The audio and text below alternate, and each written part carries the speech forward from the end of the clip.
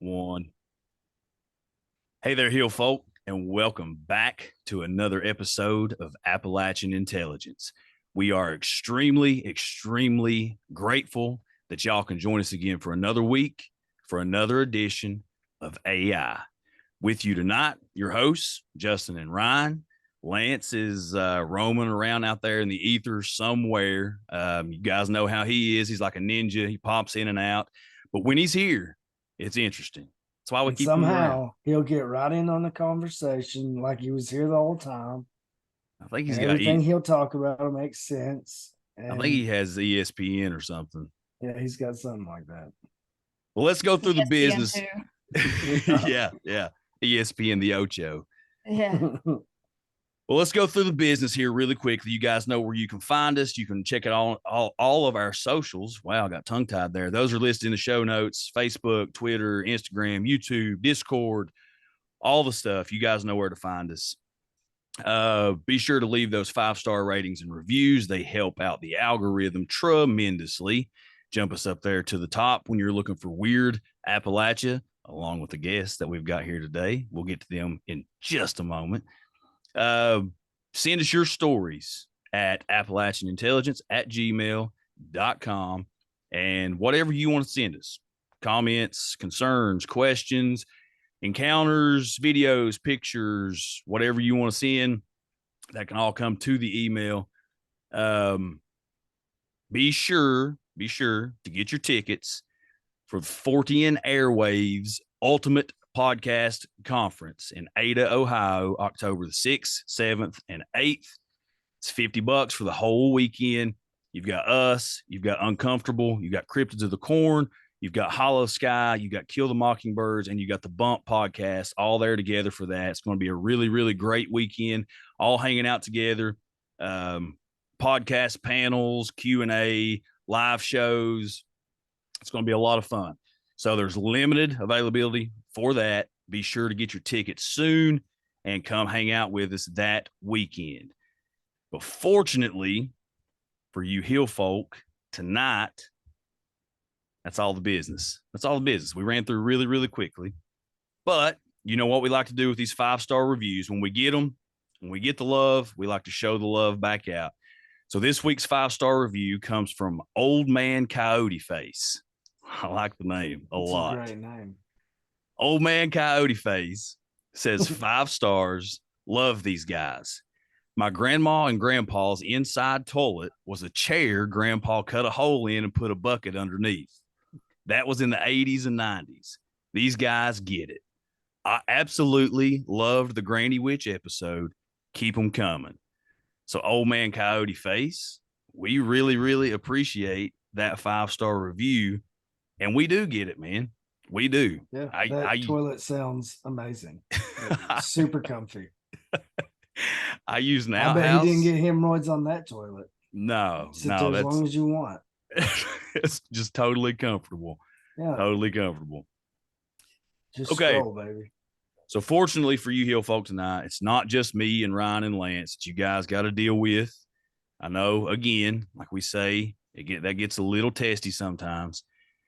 We have a couple really awesome guests with us tonight. These two are boots on the ground investigators of the highly strange. They're deep, dark diving researchers and documentarians of dogmen, the demonic, and other interdimensional deities.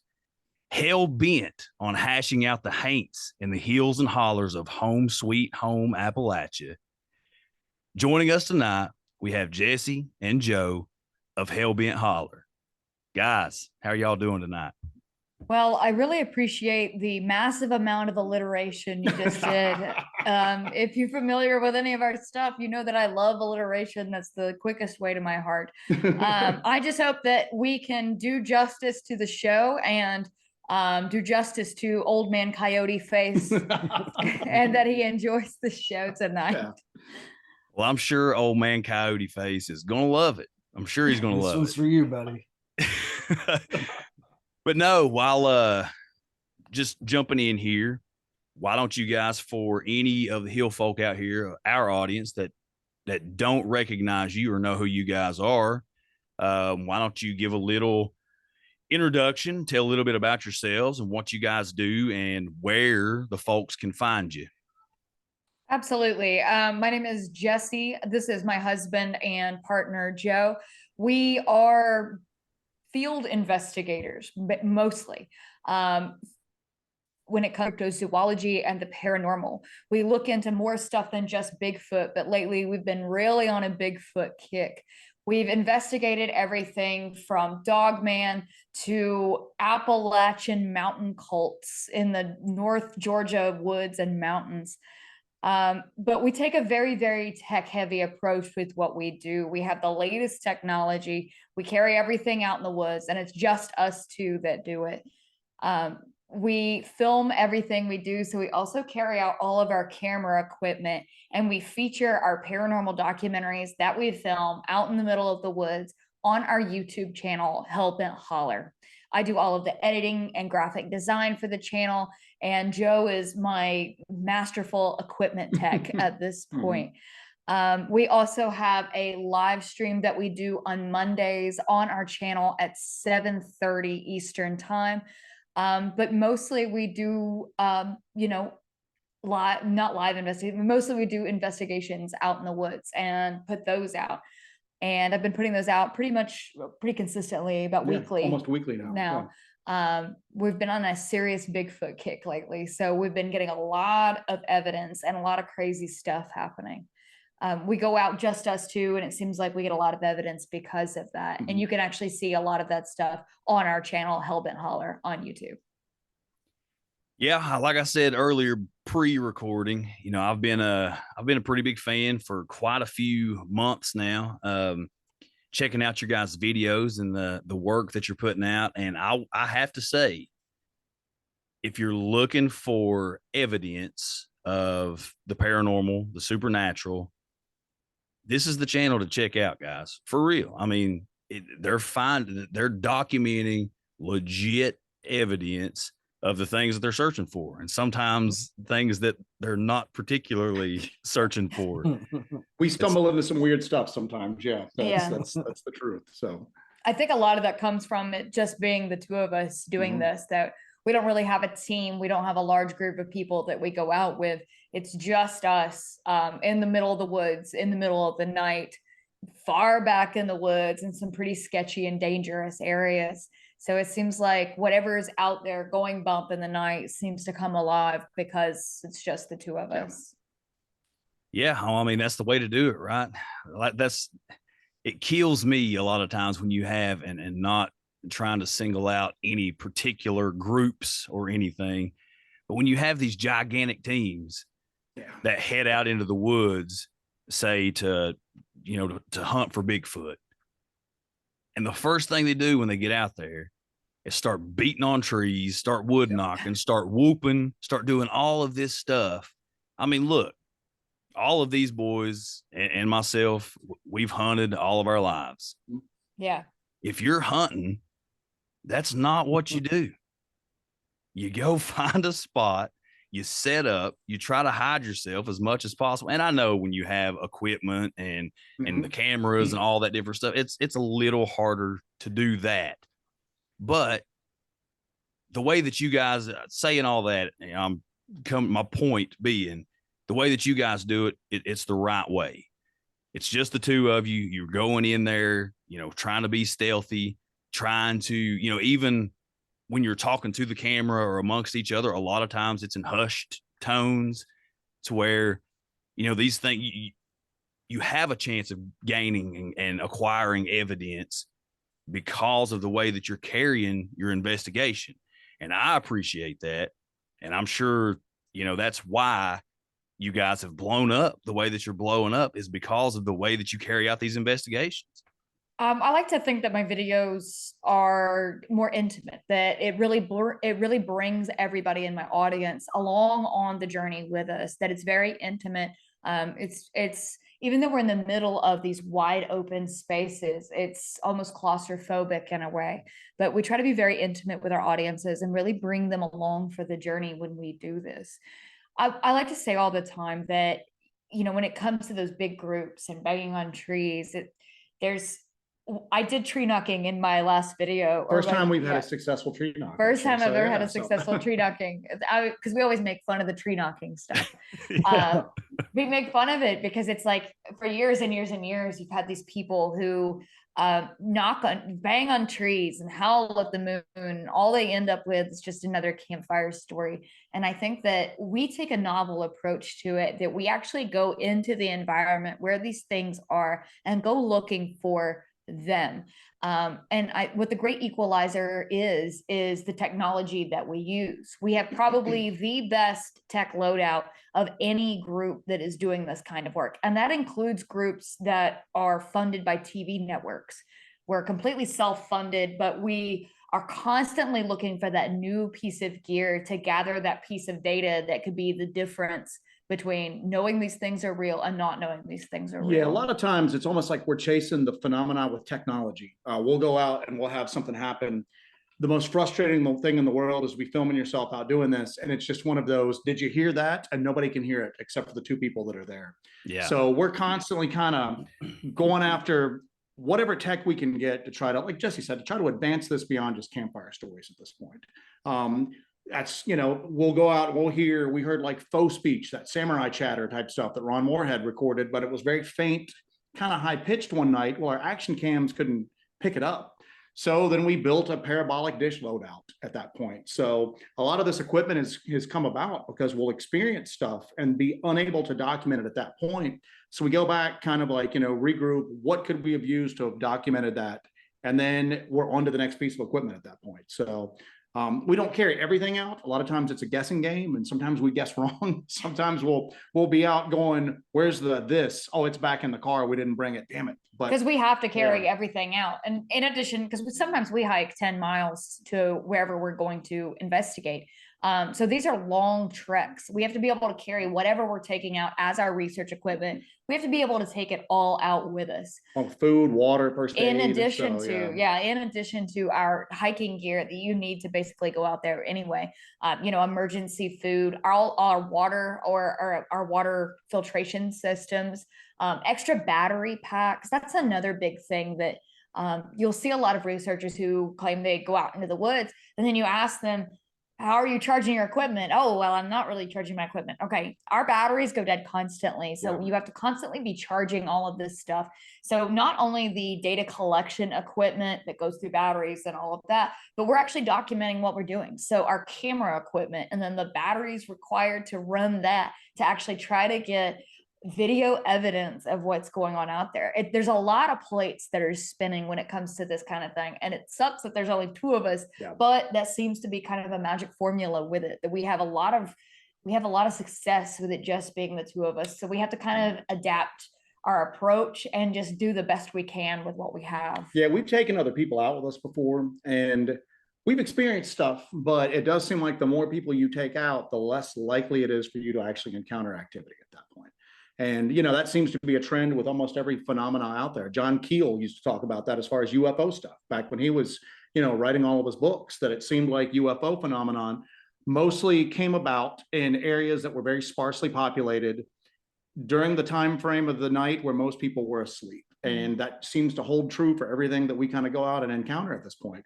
We get most of our activity in the middle of the night. We get most of it when there's just two of us at that point. So. And it seems like we get a lot of activity when we're taking a more kinetic approach to what we're doing.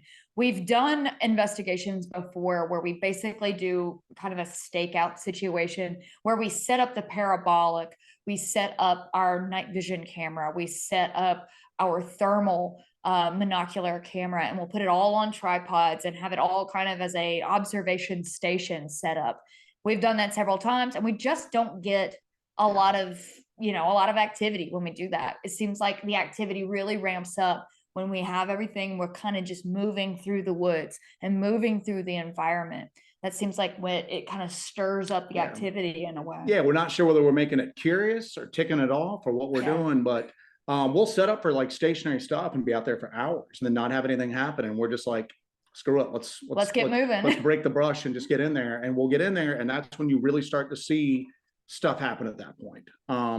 And again, we've talked about that, because it'd be so much easier if we could just set up like a base camp and not have to hike all this stuff through the woods. I'd love that. Yeah, exactly. It would be a lot happier if we could do that, because you hike it out, you got to hike it back. So like she said, if we're out like 8-10 miles, well, that's an 8 or 10 mile hike. We got to get back to the vehicle when it's all said and done. But yeah, like I said, we try to take a real novel approach to a lot of this stuff. Like you mentioned, there's enough people out there banging on trees and howling at the moon, man. I mean, we don't even really cast footprints anymore. There's enough people doing that. In our last couple of videos, we've come across some really amazing footprints, and our comment section is just chock full of people saying, why didn't you cast this? Why didn't you cast this? Because I don't want to. Because I don't want to. Yeah. I mean, if you can have the best cast footprint in the world, it's not going to move the needle anymore. Anybody that's going to be convinced from cast footprints, that was years ago. There's thousands of cast footprints out there at this point. You go to any convention and they're selling tables full of them, you know? So what we try to do is we try to take a novel approach with a lot of this stuff and try stuff that maybe other people aren't trying. We do infrasound experiments. Infrasound's one of those Bigfoot tropes you always hear about. We were like, well, hey, let's look into that a little bit. Let's see if there's something there. We go really heavy on thermal imaging technology. Parabolics, we're really heavy on digital audio recorders, just a whole array of stuff that we take out there, but we kind of shy away from that traditional like Bigfooter approach at that point. I mean, we've got casting material around here somewhere. I don't even know where it's at. I haven't even seen it in months. But in order to take enough casting material to cast these prints, it's got to be just pounds and pounds of that. That's more weight on your back. And then you got to have water to do it. And we barely have enough water for us to drink to survive in the woods sometimes. So it's a losing game. So we try to get the best photographs and footage as we can, and then we just keep moving. Yeah, because we'll find prints, and if they're fresh, casting them's the last thing on our minds. We want to follow the prints to see where they go to at that point. We don't want to huddle around this print. And a lot of people, it's almost like, that's the trophy to come back with like a really, cool cast print. And that's great. And if that's what you're into, I think I'd rather come back with footage of the creature. Yeah, or have an experience that maybe furthers our own knowledge. So, and a lot of this is to share what we experience, but a lot of this is kind of sounds cheesy, but kind of like a personal journey. You hear all of this stuff that gets repeated over and over and over again. All of these like Bigfoot tropes, I call them. And I'm like, well, how do you know that? Well, it's because you heard it from somebody else. Our thing is get out and just build our own knowledge base, get out there, experience the stuff for ourselves. We're all about data collection. I started out as like a real flesh and blood Bigfoot guy. I thought it was an ape just running around in the woods. And that's evolved a great deal over time as I've had personal experiences out there. And that's what we're kind of after. Is we're just kind of, even if nobody believes anything we find or anything like that, at least we know we've got a better understanding of what's out there in the woods. Yeah. Well, that's the question. Like I always like to ask guests that we have come on and we get to talk Bigfoot. We all three have our theories on different things, and mine's constantly evolving. I started off this pretty much my majority of my life thinking that Bigfoot was just not like a real thing at all. And because there's been so many times in which like there's evidence, sure, yeah, but there's never been a body, right? I was so big for the longest time, like I need to see a body. I need to be able to see a picture of it or put my hands on it before I'm going to believe it.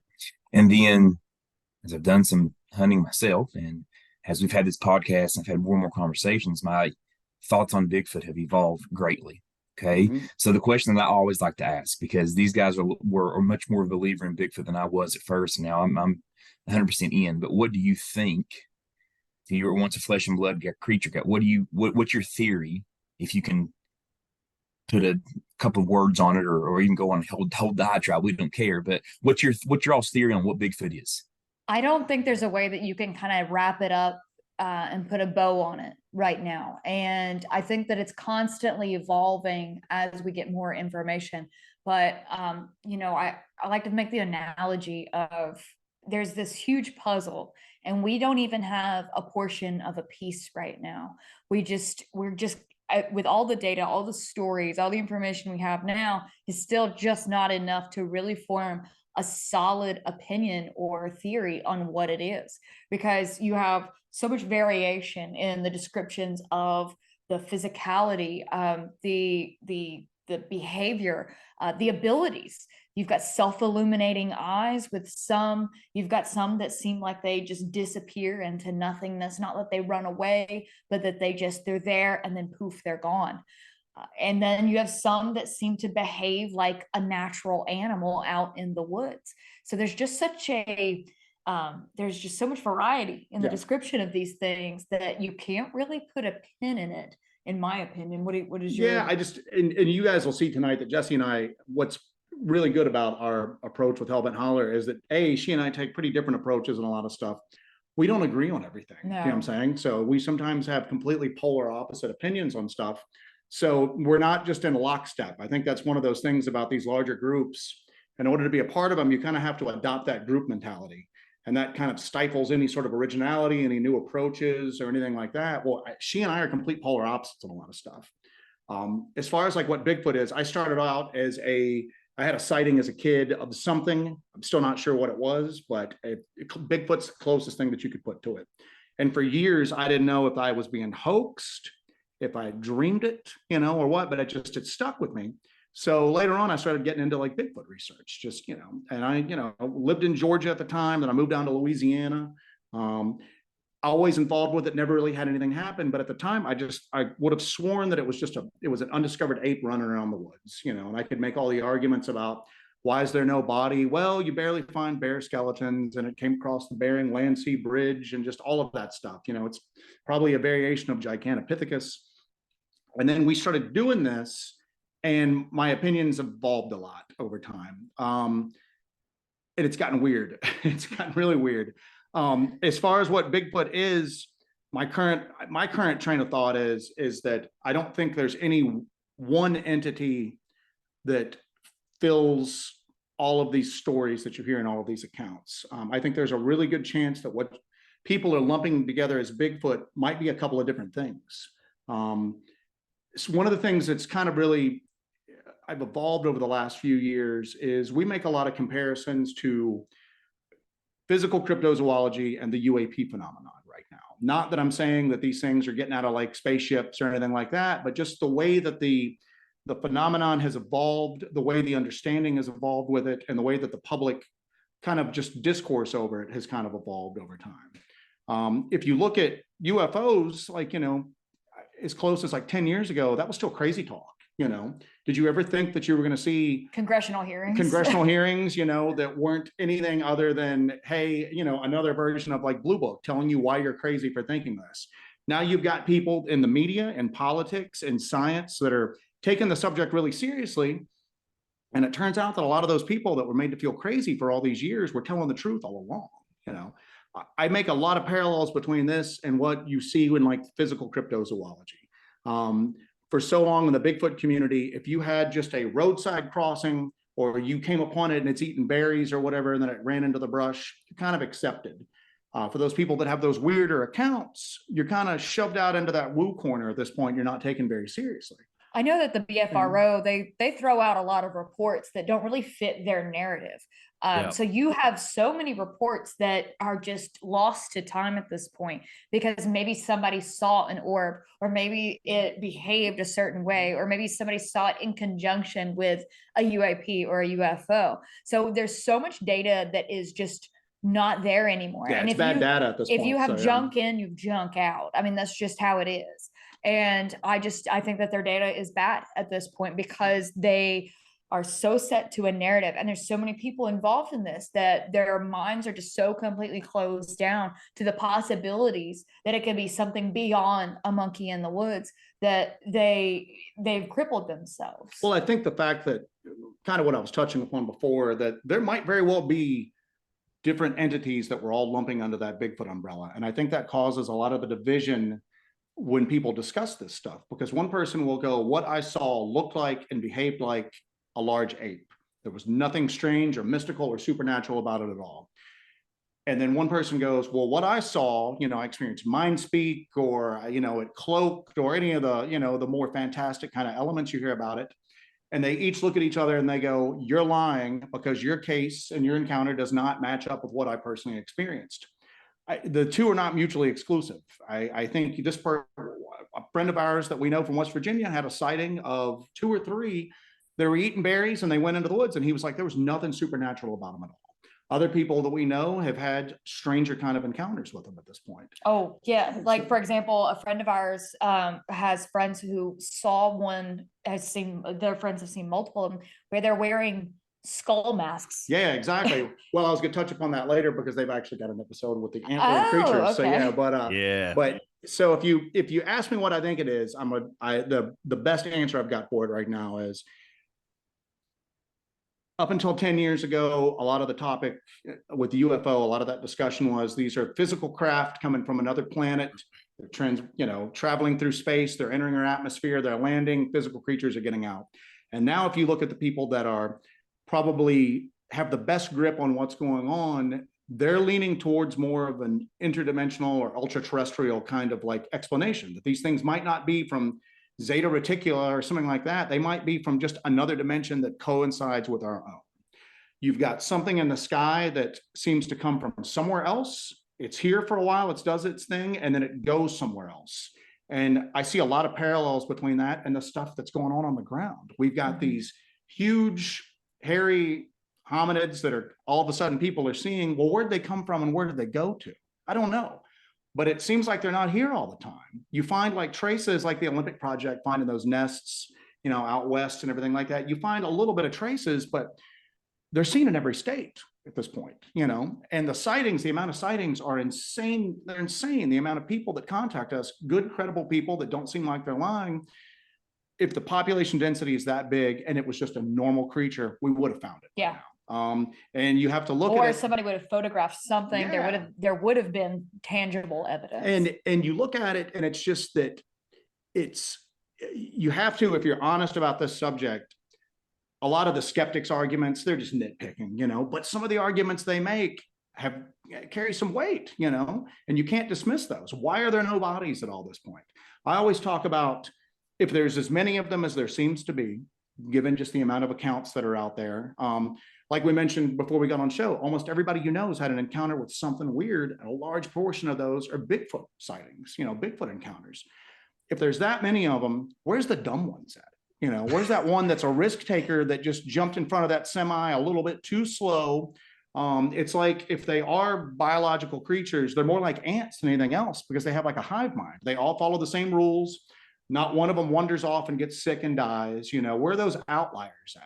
And you don't seem to see those anywhere, And if those are occurring, then they're being covered up. And it's a pretty damn extensive cover up if it's just successful 100% of the time like that. If there's a cover up to that degree going on, why are we covering it up if it's just an ape? So the more time I spend with this, and that's not even counting our personal experiences out in the woods. I mean, we're in an area in the dark corner of South Carolina right now where and this is just fairly recently, over the past month or so. I mean, I watched something, I guess, disappear. I don't know, man. I saw the outline of something that was about 6 to 7 feet tall with amberish red eyes. It was there and then it wasn't there. And I can't explain to you how it disappeared. I can't tell you that it vanished. I can't tell you that it just dropped down on all fours. Just I can't there tell you. and then not. It's almost like like I told Jesse when we got out, I said, it's almost like I'm missing 2 seconds worth of time, that I can't explain to you how we got from point A to point B. I'm not sure how that happened. And we talked about that in one of our live streams. I'm having trouble coming to grips with that. I'm not sure that's what happened. Maybe I was just so shocked at what I saw. It was just a biological, maybe time sped up for a second for me. You hear of stress-induced time dilation and time acceleration. Maybe that happened to me. Or something like that. We've ran into some crazy stuff and we've been shocked into the woods before. That's never happened. But what I had happen was, it just seemed like all of a sudden I'm going, wait, how did I get to this point? If that's what happened, that's not a natural creature. All of a sudden now, some of those crazier stories that I've like kind of poo-pooed all these years, they make a little bit more sense at this point. They deserve a second look. Yeah, they they at least deserve a second look at it. So let me ask you this question. That's a real long-winded answer of us saying we don't know. No, that's a fantastic fantastic answer. Let me ask you this question then.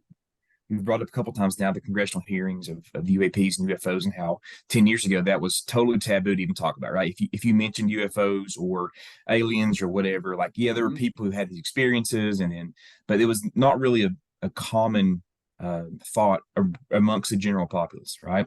Now, we've obviously in the last 2 years, this has become a much more common thing we talk about, right? We pretty much all now have, like I've never had a UFO experience. And then in the last 2 years, me and my wife have had several. And it's become more and more of a prevalent thing. And obviously there's been quite a bit of governmental evidence that's being kept somewhere, right? And we're starting to see some of this stuff kind of come to light more and more and more as more and more people are having these experiences, and we're talking about it more.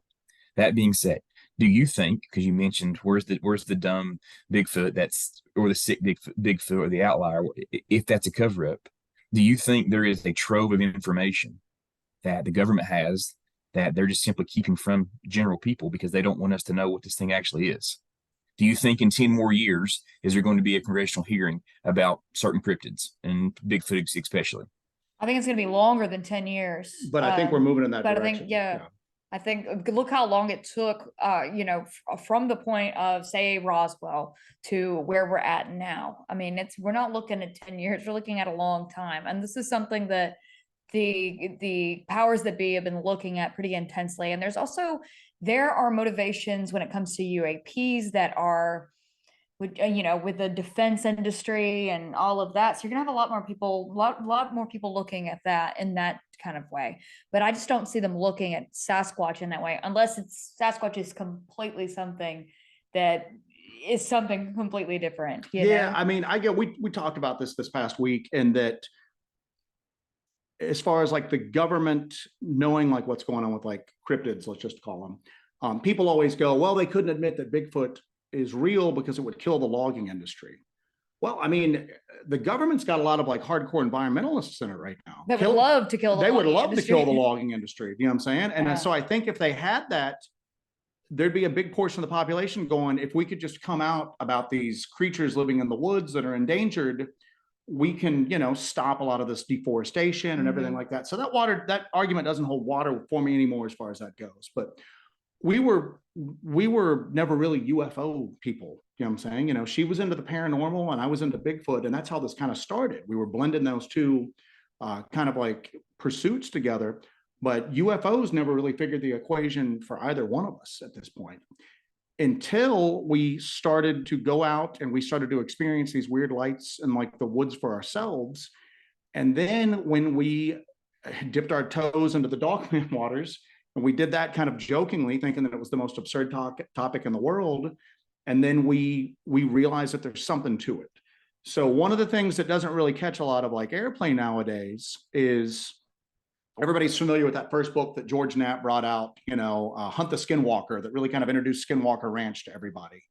Well, he did a follow-up one called Skinwalkers at the Pentagon, which talks about OSAP, ATIP, the original government groups that kind of followed up after Project Blue Book to kind of look into this phenomenon and how they were, out at Skinwalker Ranch looking into this stuff. Well, there's several accounts in there of these people, government intelligence agents, government contractors that went out to Skinwalker Ranch. And then once they left, they started having encounters of large upright wolves, basically. One guy, was in suburban DC, and his wife was calling him up, flipping out because they were seeing a werewolf in their backyard at that. And that's the origination of the popular phrase, the hitchhiker effect, that's going everywhere right now. Everybody's talking about the hitchhiker effect.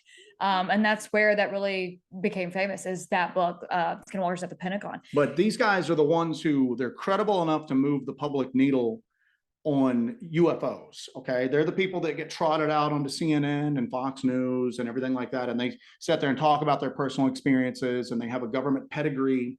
They seem like they would be very good witnesses, and they are very good witnesses. They're believable enough that they can make the population take a topic like UFOs, which 10 years ago was just crazy talk, and now it's plausible. So if they're plausible enough, we're going to believe them about one weird thing that happened. We've got to believe them about the other weird thing that happened too. They're not just going to start lying about these like upright wolves that they're experiencing. Now, are these flesh and blood creatures? Is it like a mental thing? Is it something like more intangible, interdimensional, whatever? I don't know. But the same people are reporting weird stuff on the ground. So if those things are occurring kind of hand in hand, and the government does have any knowledge about UFOs or UAPs, whatever you want to call them, it stands to reason that they've got some information on physical, again, cryptids, entities on the ground that they're not sharing with us. They may not know what the hell they are. They may not know where they come from. They may not be able to control them. but they probably know a little bit about it that they're not sharing, because it's a different level of severity for the general population. It's one thing to stand in your backyard and see weird lights in the sky, you know, and then they go away and it's interesting and it's kind of scary. But to admit that there's Bigfoot, Dogman, any of the other weirder stuff, and they are real and they're out there, and even if they're not taking people, that all of a sudden, you know, one of the things that struck me about the UFO kind of slow road disclosure that we're in right now, nobody cares. You know, I mean, people are interested in it, but one of the arguments has always been like, if the government came out and said it, it would cause panic. Well, for lack of a better term, they've come out and admitted it at this point, you know, short of like wheeling a saucer out on the nightly news and showing you the bodies. They've done everything they have to go, yeah, there's something going on.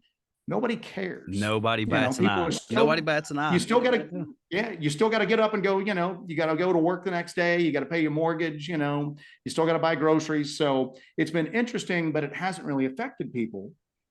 Stuff on the ground, running around in the woods, in your backyard and all that. International parks. And national parks, that's a whole different story. Yeah. So I could see where they would want to maybe kind of like, okay, yeah, we'll give you like UFOs. We'll talk about that.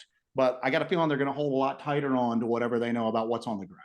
You were mentioning skinwalkers at the Pentagon and all of these UFO whistleblower types talking about all this stuff. That reminds me of an interview that Lou Elizondo did, where somebody asked him, I think it was The Theory of Everything, where he asked him about, are there other things? Because there was all this this upright canid discussion in Skinwalkers at the Pentagon. And he said, there are things that go bump in the night. And he said that a couple times. He's used that bump in the night term. He was insanely uncomfortable answering this. And I think a lot of people kind of gloss over that, that everybody, you know, they hold Lou Elizondo in such high esteem and believe everything he says when it comes to all this stuff because he was involved in OSAP. But then he mentions that there's other things other than these UAPs or these UFOs, that there are things, and that's his phrase, things that go bump in the night. And he was insanely uncomfortable when discussing this. So that kind of, you know, pushes it a little more that these things are real and the government does have knowledge of them, or entities within the government has knowledge of them. Yeah, I mean, I think it's one of those things that, you know, kind of like Joe was saying there a second ago, you know, I think they have some information on these things, you know, and I'm talking things on the ground, you know, dogmen, Bigfoot, you know, all of these different things. Do I think that there are some form of cover-ups as far as, you know, government agents coming up when one outlier maybe does get hit by a semi, or, you know, one of these things happen? Yeah, I've heard all kinds of stories of, you know, somebody coming in a truck or a Suburban and a body going in to a vehicle or a helicopter or something, and then it's gone. You know, people coming back. I've got an analogy that I use. It's the gorilla. You know what I'm going to say? The gorilla body analogy is that we had a real brief window when the information age started up and everybody was online and connected with the internet. There was a real brief window that if something had happened like that, there was a body, people took photos and everything like that, word would have spread and word would have gotten out at that point. Yeah. Now with AI and AI generated images, that window's shut. Oh, yeah. And I always tell people is that one of the things you're seeing with these UAP whistleblowers, and again, I want to stress, I'm not saying that they might even be connected, physical stuff on the ground, the weird lights in the sky. There may be no connection, direct connection between them, but there's a lot of parallels that you can draw. And one of the things I talk about is that all of these whistleblowers are coming out and they're telling these stories, the paperwork they've seen, the people that are deep within the programs themselves. There's rumors that the actual people in those programs have met with Congress, told a lot of stories, and people are going, we've been talking about this for years. That's just like Bigfoot, that's like UFO lore. And I'm going, you know what? Maybe the cover up hasn't been that great, you know, because it quite honestly sounds like they've done a pretty poor job if all of these stories that people have been bandying about for years end up being true. What they have done a good job of is vilifying the subject and, you know, vilifying the people that dare to talk about it. At that point. I mean, that's how the Soviet Union had so much control over the populace, is that people started to police themselves, or they police their neighbors. You didn't have to have sweeping government control anymore. And that's what's going on in China as well, is people police each other. So if somebody talks about an encounter they had or they have a sighting, then their fear of ridicule is going to basically cripple them, and they're not going to get that information out there. So we always talk about, the analogy that I use is, let's say you're going out at night, you're taking your garbage out to the can, and there's a 7-foot tall hairy hominid staring you right in the eye there. You're paranoid like I am, so you're armed, you pull out your gun, you plug him, he's laying dead right there. Your neighbors are coming out going, you know, Joe, what the hell did you just do? I just shot this Bigfoot. It's going through my trash can. Everybody's got their cell phones out, they're taking photos of it. Somebody calls the local news, they come out, there's a big hubbub about it. And then all of a sudden, like you said, the black trucks show up, you know, they push everybody back. They take, you know, they take me, the poor guy that shot it. They pull me to the side, you know, and they're like going, listen, you know, we're not going to arrest you. Well, what are you going to arrest me for?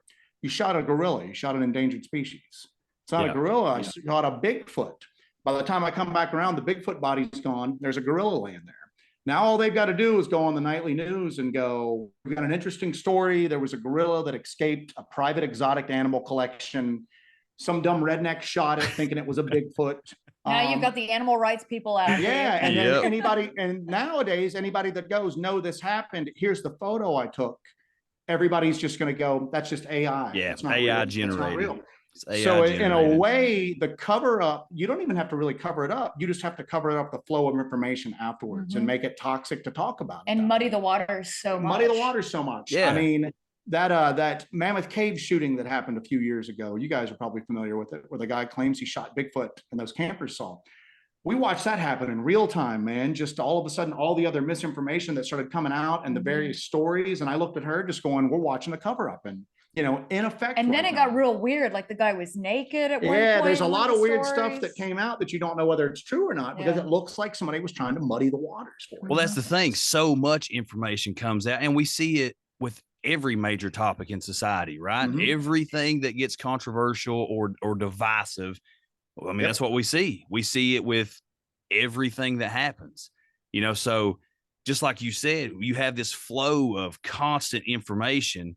You don't know what's real. You don't know what isn't. It's like it's like a choose your own adventure news story, you know? Yeah, it's going to go whichever way you want. And the attention span is so short nowadays. Yeah. You guys remember a few years ago when there were those stories coming out of Texas about the monkey that was attacking pets and children in that small Texas town? Yep.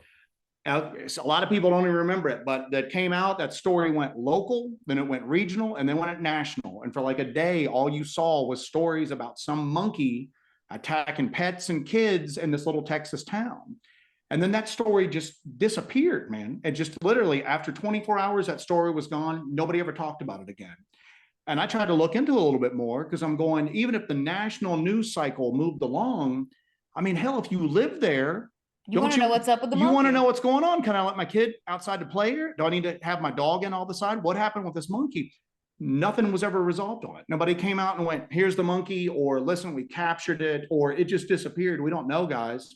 The story just stopped, and the entire American population was on to the next news story at that point, man. It's just the memory is so brief nowadays that if they are trying to cover up something, I don't think they have to do as much work as they used to, you know, trying to keep just people misdirected and not paying attention to it. Well, and that's what's been interesting about this UAP thing, is that it's managed to stay out there. Somebody behind the scenes is doing some work to keep this in the news cycle at this point. Yeah, keep it at the forefront for sure. Yeah. Well, it's kind of like Jesse was saying right there, you know, with what the Soviet Union did and what China's doing right now. I mean, again, we see that too. We police ourselves. I mean, if you go on and you know, share your thoughts on Bigfoot, half of the comments are going to be like, oh yeah, you know, we're totally on board. Here's my theory, blah, blah, blah, blah, blah. And the other half is going to be, you know, you're an idiot, you're crazy, you're this. So we police ourselves. Especially on social media. Look at those Facebook groups. You'll get chased off in a heartbeat if you're not following lockstep with whatever groupthink is like prevalent in that group at this point. So yeah, you're exactly you guys right. had talked about things with antlers on one of your episodes that I'd listened to. You guys were talking about, like, you know, Hern the Hunter and these horned gods. I heard you guys mention old gods and all that kind of might have taken root in Appalachia and still come out every once in a while. We had a guy that a friend of ours got in touch with us. He was experiencing tall, skinny, hairy things that his exact words were, they moved like crackheads. Yeah. Very jerky, very quick movements. But he said they had skulls for faces and antlers. So he went into a Bigfoot group just going, and this is somebody who's not really into this topic. He goes into a Bigfoot group going, can somebody help me? This is what me and my family are seeing. And the torches and the pitchforks came out at that point. And they chased him out of the group. Because he made a description of what he was seeing, the skull face, the antlers, and he was in Kentucky, I believe. Yeah, he was in Kentucky. Yeah, he was in Kentucky. So. And Sounds about right. all these people in these groups were like, that's a skinwalker. That's in the Southwest. You're culturally appropriating the Navajo. Or it's a Wendigo. And so we talked to this guy, and it went on for months at this point. And when we say talk to him, we talked to him, his whole family. Yeah. I mean, there's like 8 or 9 people. The grandmother's in the room on speakerphone talking to us. We had access to his security cameras at his house remotely. Yeah, and we were to seeing monitor the whatever was going on out there. So then finally he goes, I got a better look at it. He goes, me and like 2 of my friends literally saw it from like 10 feet away. He goes, it looks like it's wearing a mask of some sort. It looks like it's wearing like a skull, that if the head's not a skull, but it's wearing antlers. He goes, it looked like there was like a piece of like rawhide that went around the back of its head. And he's just going, so I don't think it's got a skull for a head. I think it's wearing a skull is like some sort of like mask, some sort of decoration, whatever at this point. So we filed that away. And then we started hearing more stories from like Ohio, Pennsylvania, everything like that. People reporting.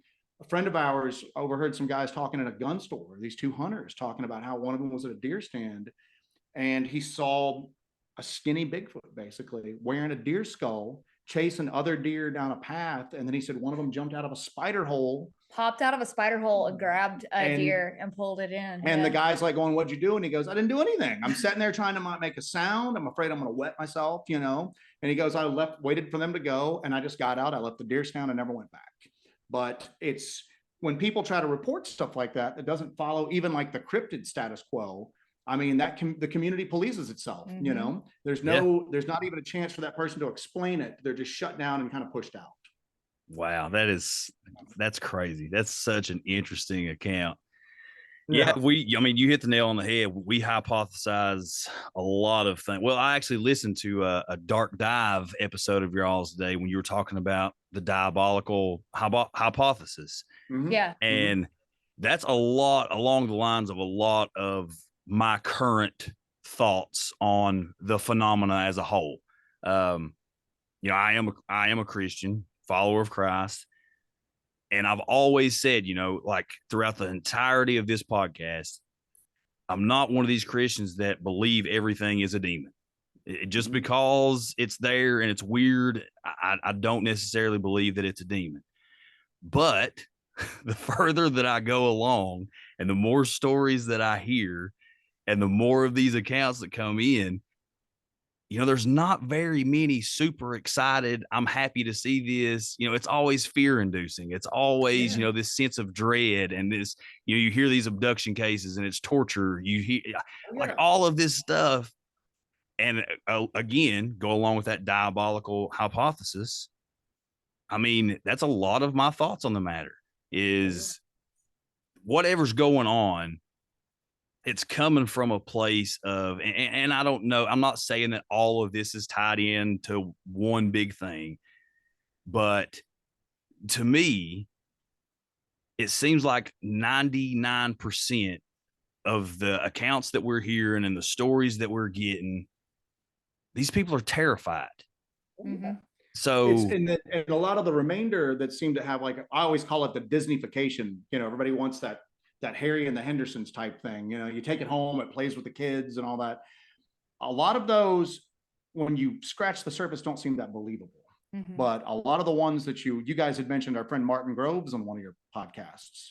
When you talk to Martin, guy's telling the truth, man. That guy, he's visibly shaken. He's visibly shaken. And this guy had a very storied law enforcement career. His word alone could get your butt thrown in jail. Yeah. And he's that credible of a witness, and he occupies that level of respect in his community. And then you sit and tell him, he still has a hard time telling that. He has a better time telling it in front of an audience because he can kind of separate. But when he's telling you one-on-one, he has a real hard time with it. And most of the people that seem the most credible don't have real good experiences with this No, stuff, man. not You at know, all. so no, I agree with you on that. It's not all of it's bad, but it seems like the majority of it is. And you mentioned that it seems like a lot of this stuff is kind of interconnected, and it seems like there's a lot of that it's all very similar. And at what point are these not coincidences anymore? At what point is it now it's a pattern and not just, oh, this is a coincidence, that this seems like it could be demonic. This seems demonic. Well, you've got all of these commonalities between whether it be UAPs or paranormal experiences or experiences with what are referred to as cryptids. And going back to what we were talking about how Joe and I differ so much in our opinions on a lot of stuff. And we have debates and arguments about that. I started off in the paranormal space. I started off with a lot of really ghost-centric type stuff. I'll do Estes sessions. I use talking boards. I do all kinds of stuff like that. And Joe thinks a lot of that stuff is, you're not talking to dead people. You're not talking to anyone that's deceased. Joe believes you're talking to like demons. You're talking to demons that are pretending to be something else.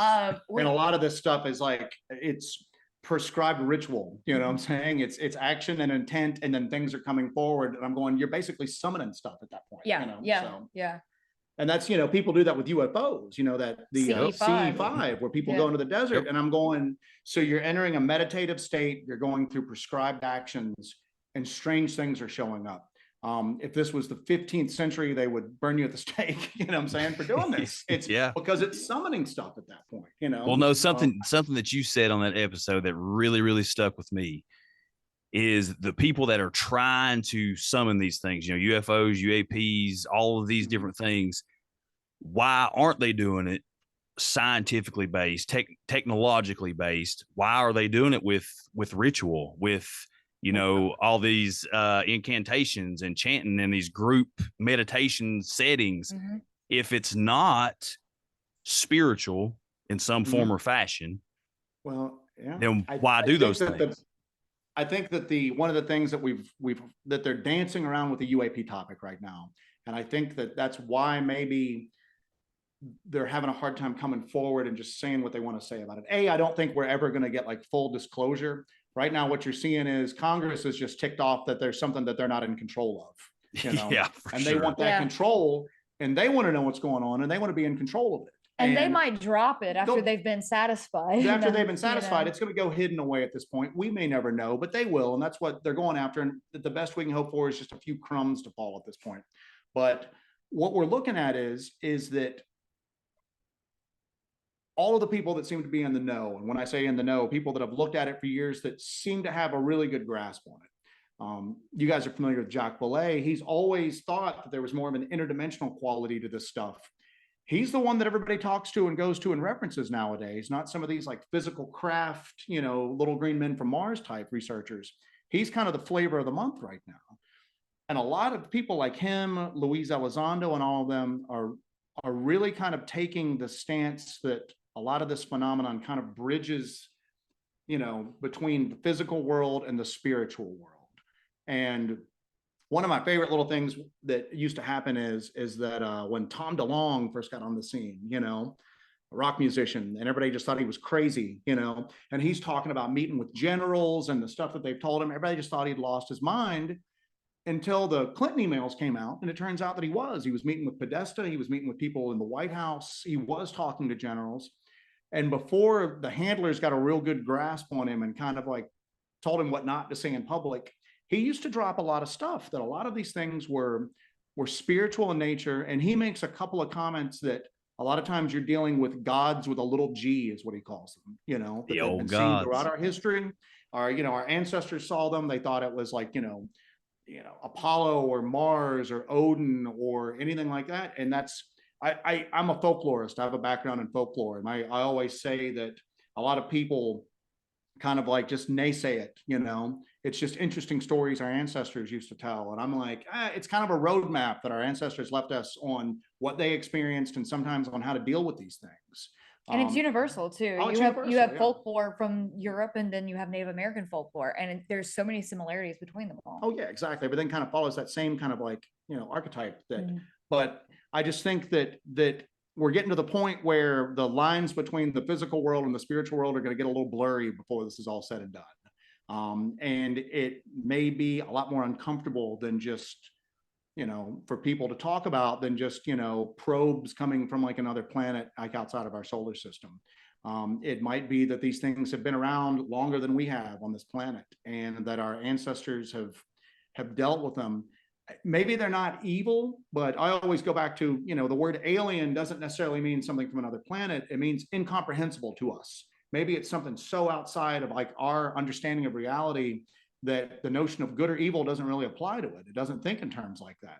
And if you've got something that's that powerful and it's completely indifferent to us, there's really not a lot of difference between just, complete indifference and evil at that point. And that's what it sounds like a lot of this stuff happens. It just does what it does. And if there's an effect on humans, they don't really care. If you're able to stand there and not be harmed, they don't care. Or if you get injured in some way, shape, or form, they don't really matter either. It's just that there's not a lot of, the human condition doesn't seem like it factors into a lot of this Yeah, stuff. I don't think there's a lot of benevolence in these. No, I don't think there's a lot of benevolence in any of this stuff. So, well, and, you mentioned No, go ahead, I'm sorry. mythology. You mentioned Mhm. mythology, and it's kind of the same way when you look at any form of ancient mythology, right? That's the way the gods acted. It's not necessarily Mhm. that they were evil.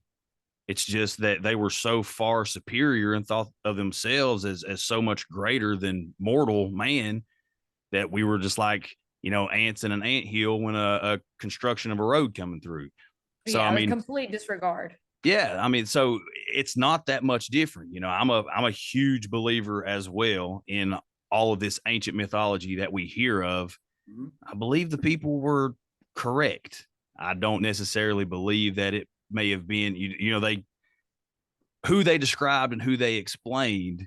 I believe that's what they were being told.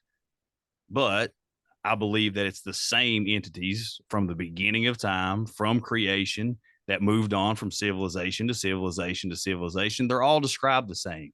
They all have the same characteristics. They all teach humans the same exact things. They just have different names, and they just travel through space and time like, nothing exists, or like it doesn't exist.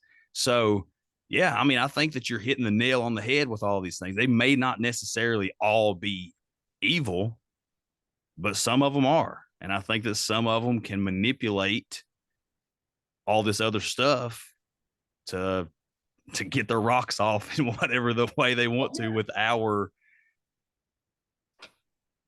There's definitely a trickster element that, people talk about that a lot. I mean, we've experienced that firsthand. We've definitely experienced that. There was an area that we had Bigfoot reports in that we go in one night, like looking for just Bigfoot activity. So we go loaded out for Bigfoot We got activity. our Bigfoot stuff. This is back when we were still using, casting We did have casting material then. But we go out there, we're going looking for Bigfoot. That's our intention. That's what we're going out there to do. So we hike in, like going very deep into the forest, got all this Bigfoot centric type stuff. We get out there, we start seeing basically what you can describe as orbs floating through the air. You can see orbs floating around. Yeah, you hear strange noises from all directions that you can't really describe. It was these beating noises. We catch like disembodied voices on our camera equipment that we find out later on. So we go back and we're geared up for a ghost hunt. You going? Go ahead. No. Okay. So, yeah, go. I didn't know if you're gonna go. Yeah. So we go back, and so we're like, okay, now we've got to change our approach because we're having all this stuff happen that is more. It's more akin to a haunting or like poltergeist activity. And you think about the orbs and everything. Again, we go very tech heavy with everything. So we have a full color night vision camera. We bring that with us. So we're going out ready for kind of a ghost hunt. We've got our EMF.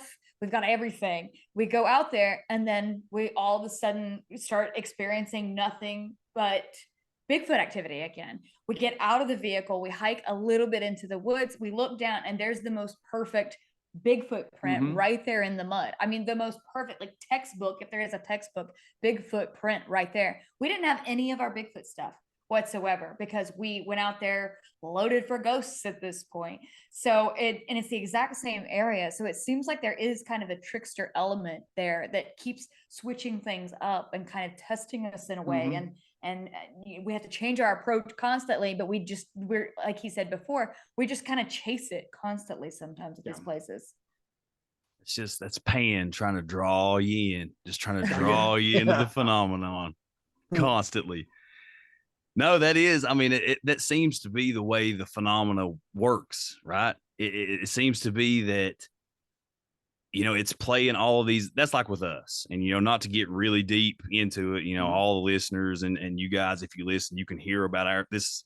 It's been like a journey podcast, but, you know, it's like constantly these different doors and information and evidence and accounts, you know, they're popping up, and then we'll chase this trail for a little while, and then it'll just slam shut, and then another one opens up right beside it, and we'll chase it for a while, and it's just constant. And it seems like there's a lot of times when we're stepping into something, and it's like when we get there, everything's already set in stone. Like everything works out just exactly the way that it needs to, without us really even lifting a finger to do anything about it. And, you know, we're not big time investigators like you guys are. I would much rather sit here and listen to you investigators and documentarians tell me your stories and accounts than be out there to do it, because all that hiking and all that packing and all that stuff, that's sounds like a lot of work. Sounds like a whole We're lot about of ready work. to quit almost on a weekly basis. We're just going, let's Yeah. just start a podcast show at this point. I do think that the universe, and I don't want to sound too hippy dippy with it, you know, all this is very new age, I guess, Yeah, isn't exactly, it? It's in the so. new age section of the library. But you know, I think the universe pushes you in directions, you know, and we've kind of just given up fighting it at this point. We just accept what's coming and we just kind of roll with it, and it's worked out. Taking that approach, for example, with the Dogman thing, we didn't really believe in Dogman. We didn't think Dogman was plausible. There's no freaking way that there's an upright canid in the woods. It was just kind of a joke to us. Then all of a sudden, we started getting all of these Dogman reports. We got a report from Blowing Rock, North Carolina, about this girl who was on vacation with her father. She was out for a morning run. This is around Christmas, and an upright canid starts chasing her down the road. Her father got in touch with us about that. And then just south of that, a woman got in touch with us that there was an upright canid banging on the windows to her basement. She had an above ground basement, and it was banging on the windows. It was urinating around her house, and the dogs were getting freaked out. She was getting terrified. The neighbors were coming over. They were running out there with guns. They were trying to find this thing. She was trying to get us to come up there and investigate. We kind of looked into the area, but we deemed it to be kind of a dangerous situation for us to be out there with these people when they're out there hunting for a dog man. So we kind of backed off of that case a little bit. And then a gentleman got in touch with us that we are now really good friends with, who took us to the location where he actually had a dogman encounter, where he and his friends were going down the road in their vehicle, and they saw one stand up on the side of the road, and then it chased their vehicle going an extreme speed, and it caught up with them, just was right along the car the entire way. He took us to the location, showed us where it all happened, and he was completely sincere. He's actually a preacher now, you know, completely sincere people that are telling us all these stories, but all of it was happening in just rapid succession. So this was going on. We had been looking into the LBL story, the Beast of LBL story, and the LBL is the land between the lakes. It's situated in Tennessee and Kentucky. It's a national recreation area up there. And there's a story from 1982 that this family of 4 were murdered by a dog man in the LBL when they went to go camping there. So that's a story that's kind of been making its rounds in the cryptid circles for a while. So we decided, let's go to the LBL. So we had an idea to hit a few Dogman famous spots and go investigate them. And we were going to call it Dogman Summer, because we were going to spend the summer kind of investigating Dogman. We went up to the LBL. It was kind of a lark. It was sort of a cryptid sightseeing tour. We were like, let's just go. We got to go. Everybody talks about it, but nobody ever goes there and nobody investigates there. So let's just do it. Drove all the way up there. We were there for several days, but we were filming. It's the middle of summer. It's insanely hot. It was summer solstice, actually. We were out there and we had just gotten a new thermal, and Joe was kind of messing with it, and we heard a noise off into the woods. And we have a protocol that we do when we hear a noise. We go back to back and we both kind of scan around in our directions. That way we have a 360-degree view on everything. So I'm looking off into the woods to where the noise was. Joe's looking at the opposite side, and he actually has that thermal and he's clicking through on it, and he sees something through it, and he snaps 2 photos. Those photos turned out to be what appeared to be an upright canid that is at least 6 feet tall, that has huge pointed ears on top of its head. And there's 2 photos, there's 2 thermal images. This thing is giving off extreme heat. And you can see between the 2 photos that this creature, whatever it is, moves. You can see a snout, you can see an eye, you can see the differential temperature on the body of this thing, as opposed to the surfaces around it, the trees, the ground, and everything. It stands out like crazy. And we have those 2 images, and it took us a while to really look at those thermal images and accept that, okay, we've got something to contend with here, because it turns out these things are real and we have photos of it. So we had to really rethink what we believed in and what we were going to deal with, because at that point, the only cryptid stuff we really looked into was Sasquatch. We did some ghost stuff and some paranormal stuff, but we'd really just looked into Sasquatch. But now it's come rushing at us that Dogman's real. So we really shifted to Dogman for a while after that. We went back to the LBL several times, and subsequently we've had several video series where we have insane evidence of something going on up there. So we were really focused on Dogman for a while, and then something has shifted us back to Bigfoot. And we've been going into the Dark Quarter area of South Carolina and finding just tons of Bigfoot evidence and activity. And we don't really see that in a lot of the areas we've been investigating up until now. Now we're getting all kinds of what you would consider Bigfoot-esque activity. So we just we're going with the flow and where the universe wants to take us with that. Yeah, that's all. I mean, it's super interesting. I mean, I kind of, I said that I just like to sit here and hear the stories and hear the accounts, but I envy you a little bit. I mean, it sounds like a really good time. It's just that thrill, right? It's the adrenaline rush of being out there and experiencing this stuff, and it's stuff that's not normal. It's other. It's not supposed to be there. So we talk about this all the time. It's like, okay, it's hard to tote all this stuff out there. It's hard to haul it out there. It's hard to maintain all this equipment. It takes all of our time, all of our money, all of our everything. This is our entire lives is doing this. We're like, okay, we could just hang it up, sell the stuff, and have a normal life. But we would never have a normal life, because after what we've experienced, what we've seen, there's just no way to go back to having a normal life from what we've been through. Yeah.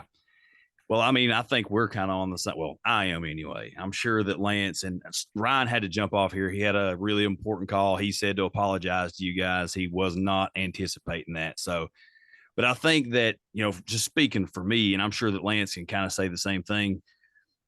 I've had a lot of experiences throughout my life, mostly paranormal experiences, not really any cryptids. I've seen, UFOs, UAPs, whatever you want to call them. But we're here in Central Appalachia. Every hill and holler you go up and down, something's weird. Something feels off, everywhere you go. That's how I grew up. But with these paranormal experiences, it was one of those things, and we kind of talked a little bit pre-recording, just kind of how the culture is here. These people don't want to talk about this stuff. You might sit down at a family dinner or a bean stringing or a corn shucking, and the old folks get around, or after church on Sunday, and the old folks get around and they start telling these tales and these stories of, well, when I was little, my uncle saw this guy riding a horse along the fence line. He didn't have a head. You hear all these stories, but when you're a kid, it's one of those things like, yeah, I mean, this is just, old wives' tales, and you're just trying to keep me out of the woods and keep me from getting into trouble. But then you know, as you get older and you experience some things, especially as like we did, that kind of shifted our interests and our paths, you know, down this weird road. I couldn't imagine doing anything else other than this podcast now, because I was always really open with my experiences, even so much so that Lance, you know, we've known each other 20 plus years, was telling me at the time, Justin, you're crazy. This stuff doesn't exist. You know, you're having a mental break, you know, blah, blah, blah, blah, blah. And he eventually experienced it as well. So, you know, trump that one. But it's one of those things I couldn't imagine doing anything other than what I'm doing now, because of the opportunity to be able to talk to folks such as yourselves, you know, that have had these experiences, that have all these different ideas and these theories. You know, it's like a therapy session, because you spent your entire life getting laughed at and mocked. And, you know, even if you don't really let it bother you, if you have thick skin, still, you just want to be able to sit down with somebody and have that conversation and not be looked at like, you know, the crazy person in every room that you're in. So just like you guys are saying there, you know, yeah, you can hang it up and go on about, you know, your merry way, but nothing's ever going to be the same. I mean, you've experienced what you've experienced. That's shifted your interests in your life, and it's made you the people that you guys are today, the same way that it has us. And it leaves you constantly, even though they're probably never going to come, you're constantly searching for answers. Yeah. What is this? Why is it here? How did it get here? You know, what's it doing? What's the status quo? What kind of, you know, what does it have going on in its mind? Is it thinking the same way that there's all of these questions. And I mean, I don't know. I really enjoy what you guys are doing, and it would be a tragedy. It'd be a tragedy for you guys to hang up and go on about your merry way and try to live normal lives. That sounds super boring. Joe's a terrible golfer. So. Yeah, exactly. I can't take up golf, so I need something to occupy my time. But, you know, it's interesting you would mention that, you know, from the parts of the country that we're all from, people just don't talk about it, you know. And we're experiencing that right now in South Carolina. You know, we live in the upstate of South Carolina, but the majority of our investigations have taken place in North Georgia, you know, Western North Carolina, Kentucky. We really didn't do a lot in South Carolina. And if you look just on reported Bigfoot sightings, South Carolina is near the bottom of the list, isn't it? Yeah, absolutely. And it's not that those, and I always say, well, North Georgia's heavy, Western North Carolina's heavy. What are they doing? They're just hopping from state to state. You know, there's got to be activity in South Carolina. It's just that nobody talks about it. And like Jesse said, we started getting a few Bigfoot reports from South Carolina that we went and looked into with this Dark Corner series that we're doing. And as soon as that came out, like our email just blew up. Oh, yeah. I mean, we're averaging 5, 6, 7 a day from people within an hour of us that are going, let me tell you some stories, just keep my ID, you know, I don't want my name out there. But we've got right now, we could probably go investigate a different spot every week for months at this point, not go to the same spot twice. Those encounters are out there. These people just aren't talking to anybody. These aren't the people that, you know, get online and file a report with the BFORO or call the local paper and everything like that. They talk about it with their family and friends, and then it just doesn't go any further than that, you know? So, yeah. And it's weird because you gotta kind of, you almost have to luck into it at this point, you know? Like I said, it was just, we were lucky in the fact that we did that Dark Corner video, and then the right people saw it, and then they contacted us, and then we went into that spot, and then other people that have had encounters in that spot saw that video. It's just snowballing. It's just snowballs. And we just, like I said, we don't fight it. We just go to where the universe is trying to take us to at this point. So it gets a little weird sometimes, but you know, you got to roll with it. You got to roll with it. So, well, it gets super weird. I've watched the videos. It gets super weird. Sometimes I'm sitting there like, oh crap, what's going to happen next? You know, like I'm watching some kind of, you know, production that you're going to watch on True TV or some of this junk. I'm sitting there like heart beating, like, oh my God, what's going to happen? What's going to happen? How do you think it feels being out there? Yeah, that's what I'm saying. And that spot in North Georgia we were at, we were investigating an area that had some possible Bigfoot activity. We weren't quite sure, but it was just like one night there was like a switch flipped. It just stopped and it never came back. We just kept going out there and kept going out there. Nothing ever happened. So we just started exploring up there, just kind of gradually widen out a little bit further every week. We came across that network of old like logging and forestry roads that aren't really well traveled at all at this point. Most of them are barely passable. And we went up there looking for Bigfoot, and we found everything but Bigfoot up there. We found, that's where we saw that weird light. I don't know if you saw that video. Yep. We saw, if it's like, I don't even know how to describe it. If it's like a portal, a UAP, what it was. But, I always just call it a portal. That's the only way I can describe it. but we saw that. We found little footprints up there. Never anything large though. And people always go, well, they're juvenile Sasquatch. And I'm like, well, where are the adults at? You know, all we're finding smaller ones. And these particular mountains, the Cherokee used to, you know, talk about that the Cherokee little people were up there. Yes. So we talked about how that folklore and that mythology is kind of reflected in what people are experiencing today. This is a prime example of it. Well, then we're up there, and then we start hearing rumors about occult activity taking place up there. And then we start finding evidence that what people were telling us, it's occurring. And now we're kind of in this quandary going, what the heck's going on up here? Are all these things connected somehow? Are they separate, but they were separately attracted to the same location for one reason? Is the occult activity strengthening the other weird stuff that's going on up here? Or is the weird stuff drawing up the occult stuff?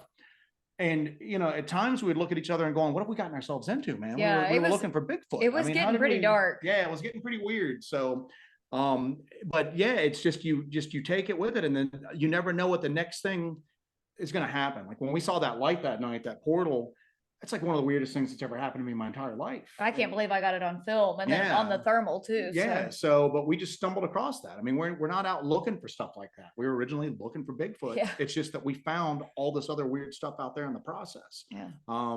And luckily, like I said, we carry the technology to try to document it sometimes. Sometimes we're not successful. And that's one of those things that I always bring back to when people are going, well, there's so many like, yeah, everybody's got a camera on their cell phone right now. Where are all the photos at? And I'm like, man, we're in the woods. We're prepared with better cameras than you'd see on a phone. We're prepared. We're out looking for this and stuff. We're kind of mentally prepared enough to kind of go out there too. And we're still not catching it 100% of the time, you know, let alone somebody's got to fumble their phone out of their pocket, open the camera app and all that. But a lot of times we do catch it. A lot of times we, you know, when we went and saw the Brown Mountain Lights, we caught awesome footage of the Brown Mountain Lights, and it kind of changed my perspective of what that phenomenon is. I mean, these aren't just lights in the forest, man. There's something more going on there. The Brown Mountain Lights are more akin to UAPs and UFOs than anything else. And it's been going on for generations up there. Yeah. But luckily we had a good camera. We had a camera that was designed specifically to catch that. So we weren't just out there with our cell phones trying to film it. We had a real impressive low light color night vision camera, and we were able to catch awesome footage. I think we probably have the best footage of the Brown Mountain Lights ever captured. And that's not bragging, because I mean, we froze our butts off on the side of that mountain that night. We were out there for hours doing it, but we went when there's nobody else around. We went by ourselves, and we stayed out there all night long until we were able to see it. And then we had the equipment to catch it at that point. That's the other thing too, is that, you know, a lot of people that go out and they do this kind of casually, you know, you got your little bat to bang on the trees with, and you got your, you know, maybe you've got some call blasting that you're going to do from your phone, play some Bigfoot calls and all that. If anything happens, you're not going to be able to capture that evidence of that happening unless you're prepared for it. And I mean, that's probably the reason. I mean, we go real tech heavy, and trust me, it's a pain lugging some of this stuff through the woods, and it's expensive. And, you know, we make sacrifices in our life in other areas in order to be able to afford this stuff. We're not wealthy, you know, but it pays off that when we're in the right place at the right time. And we get that footage. And we get that footage. I mean, we got those thermal images, like Jesse said, of something that looks like a dog man in the LBL. And that was just that was an eye-opening experience for us. I didn't even think it was a dog man at the point. I'm looking at it going, what am I seeing? Like, am I looking at a giant bat? Because it's got these very large, oversized, pointy ears. And it wasn't until we started talking to people like Barton Nunley and other people like that have had experiences in and around that area. And they were going, hey, these large pointy ears are like the defining feature of these creatures. We start seeing witness sketches, and all of them have these giant, large pointy ears on them. You know, the Brown Mountain Lights, when we saw that portal, we had a full spectrum camera and a thermal imaging camera. And we were able to capture like footage of it on both at that point. So yeah, like I said, and that, to your point, is that you have something like that happen, you come home and you look at the footage and you're like, we got it. And it's so hard to walk away from it at that point, Yeah. man. You know what I'm saying? We usually take the summers off just because the heat's so brutal down here in South Carolina. We usually take like 6 to 8 weeks off in the very height of summer, and we just do whatever at that point. You know, That's where a dark dive came from. Yeah. That was last summer. Yeah. We didn't go out in the woods much last summer. We just did dark dives every week. But now there's so much activity down here. We can't stop going. We can't because we're afraid of what we're going to miss out. If we Yeah. don't go out this week, would this be the week that it happened? That we Yeah. got like the best Yeah. footage that we ever got at that point. So we're out in 105-degree weather, you know, slugging all this stuff through, climbing over rocks and everything like that. But we're afraid it's that fear of missing out at this point. You know, we're gonna this way if we we got don't the go out, paranormal FOMO. if this is going to be the Super week. FOMO. So yeah. Well, yeah, I was, as I've said, and evidence wise, sorry, I was stumbling a little there. Evidence wise, look, this is totally genuine here. You guys have as good or better documented evidence than anybody else in the game. I'm just saying it flat out. And listeners, viewers, hill folk, if you guys think I'm kidding, go check them out. Seriously. I mean, they have the best evidence in the game. They really do. I mean, they're sitting here talking about, catching this portal. And I know that most of you listen to this were like, now, come on. I mean, really? No, look, I'm dead serious. They captured it. And this is why I can't do this stuff, because I would have probably been running at it, trying to jump through it like an idiot. That's what she tried to do that night. We had actually been out in a different area, and we had been out for like 16 hours, man, and nothing had happened at all. And sometimes you just get that feeling out in the woods and you're just going, the woods are dead tonight. There's just nothing happening. So, towards the end of the night, we decided to call it, we were going to leave. We're driving out, and we drive past, we're on this little gravel road. We drive past an area that we've driven past, 100 times before. Mhm. And to that night, I happened to go, I've never noticed that cut in the hills. Next time we're here, we need to go explore it, And Jesse's like, oh, well, let's just dip our heads in there right now, So we get out of the car. We don't have our packs on. Jesse still had her thermal imager on her belt. Yeah, thank goodness. And we grabbed the full spectrum camera, Yeah. but we didn't have any of even the safety stuff we usually carry, like our GPS unit, or we've got a personal locator beacon that we carry with us, because we were just going up there just to kind of look around real quick. And looking back on it, it's like we got lured deeper into the woods. Jesse thought she saw something jumping from tree to tree, and it wasn't big, but we've been finding small footprints up there, and we're still not sure what that is. We never really got a good look at it. It could have just been a squirrel jumping from tree to tree. But we go up there onto this hilltop, and we're looking around, we're checking the treetops. We don't see anything. We'd been up there for about 15 minutes or so, right? Looking all around from this hilltop, didn't see anything at all. And we go to leave, and Jesse just stops and goes, "What's that?" And we look, and we just watch this light just gradually get bigger and bigger, about the size of a small car when it finally stopped. Very bright. Now that camera that we filmed it on, that's basically an action camera. It's basically a GoPro. It doesn't have very much distance to it. So They're designed to actually for ghost hunters inside houses. So Yeah. they don't have a lot of distance to them. We use an additional IR light to fill in sometimes, but we just had the light that comes with it. It's called a Phasm cam, but we had the light that came with it. So it doesn't have a lot of reach because it's made for indoor use primarily. but it was so big and so bright, we were That able you to could capture actually it. You could see it. see it. Yeah. And what's weird is that it was bright, but it didn't illuminate anything around it. And people would go, well, it's a camping lantern. And I'm going, well, camping lanterns are designed to light up crap around it. That's why you got it, to light up the stuff around it. Not to mention, right before we Yeah. saw that portal open up, I was scanning around with my thermal. You can see me on camera. I have one long shot there of me scanning with my thermal, and then me putting it away and then walking, and then we see the light. I'm scanning with my thermal. If there was somebody out there, I would have seen them with my Yeah. thermal. I would have seen, I can see a mouse 100 yards away with that thermal. Like, that thing is amazing. I would have seen somebody out there if it was somebody with a campfire or if it was somebody with a freaking lantern. I Yeah. would have seen it. Yeah. So we literally watched it, and she starts going towards it. Now I'm a foot taller than she is. So I've got like a different vantage from it at that point. And I'm looking at it. And again, it's not lighting anything up around it, but it looks like there's figures moving around the bottom of it. It's the weirdest thing. And the light wasn't illuminating them, but you would almost see it like reflect off them a little bit. You know what I'm saying? Like, you know, you held something reflective up to like maybe your computer screen. My computer screen's not, you know, lighting up a lot of stuff around it, but if I hold something up to it, it reflects a little bit of light back. So I'm just going, at first I'm like, I think there's people around it, you know, so I don't want her going up. I mean, we're in the middle of the woods. We don't know what's going on. And then it starts lifting up off the ground like that. And now I'm going, well, where are the figures at I just saw? I mean, now this is definitely not a camping lantern. This is not, you know, this is not a flashlight. This is nothing normal. It's too big to be a drone. Even if it was a drone, it's going to have a different type of light. You're going to hear it.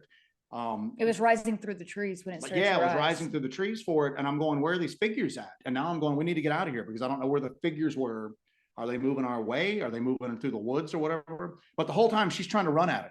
I mean, she cut most of that out of the video, but I'm just like literally having to drag her back by her chest rig because she's just like, at one point she goes, I think I need to go to it. And I'm going, no, that's the last thing you need to do at this point. You're not going to this light. So yeah, we hike out and it's weird because you can see it in frames because I'm just filming as we go. I'm not trying to film anything. I've just got the camera in my hand, but you can see occasionally the camera will pan over and you can catch this light just kind of going up. And then when we got to the bottom, we look up and it's gone. We could never figure out where it was.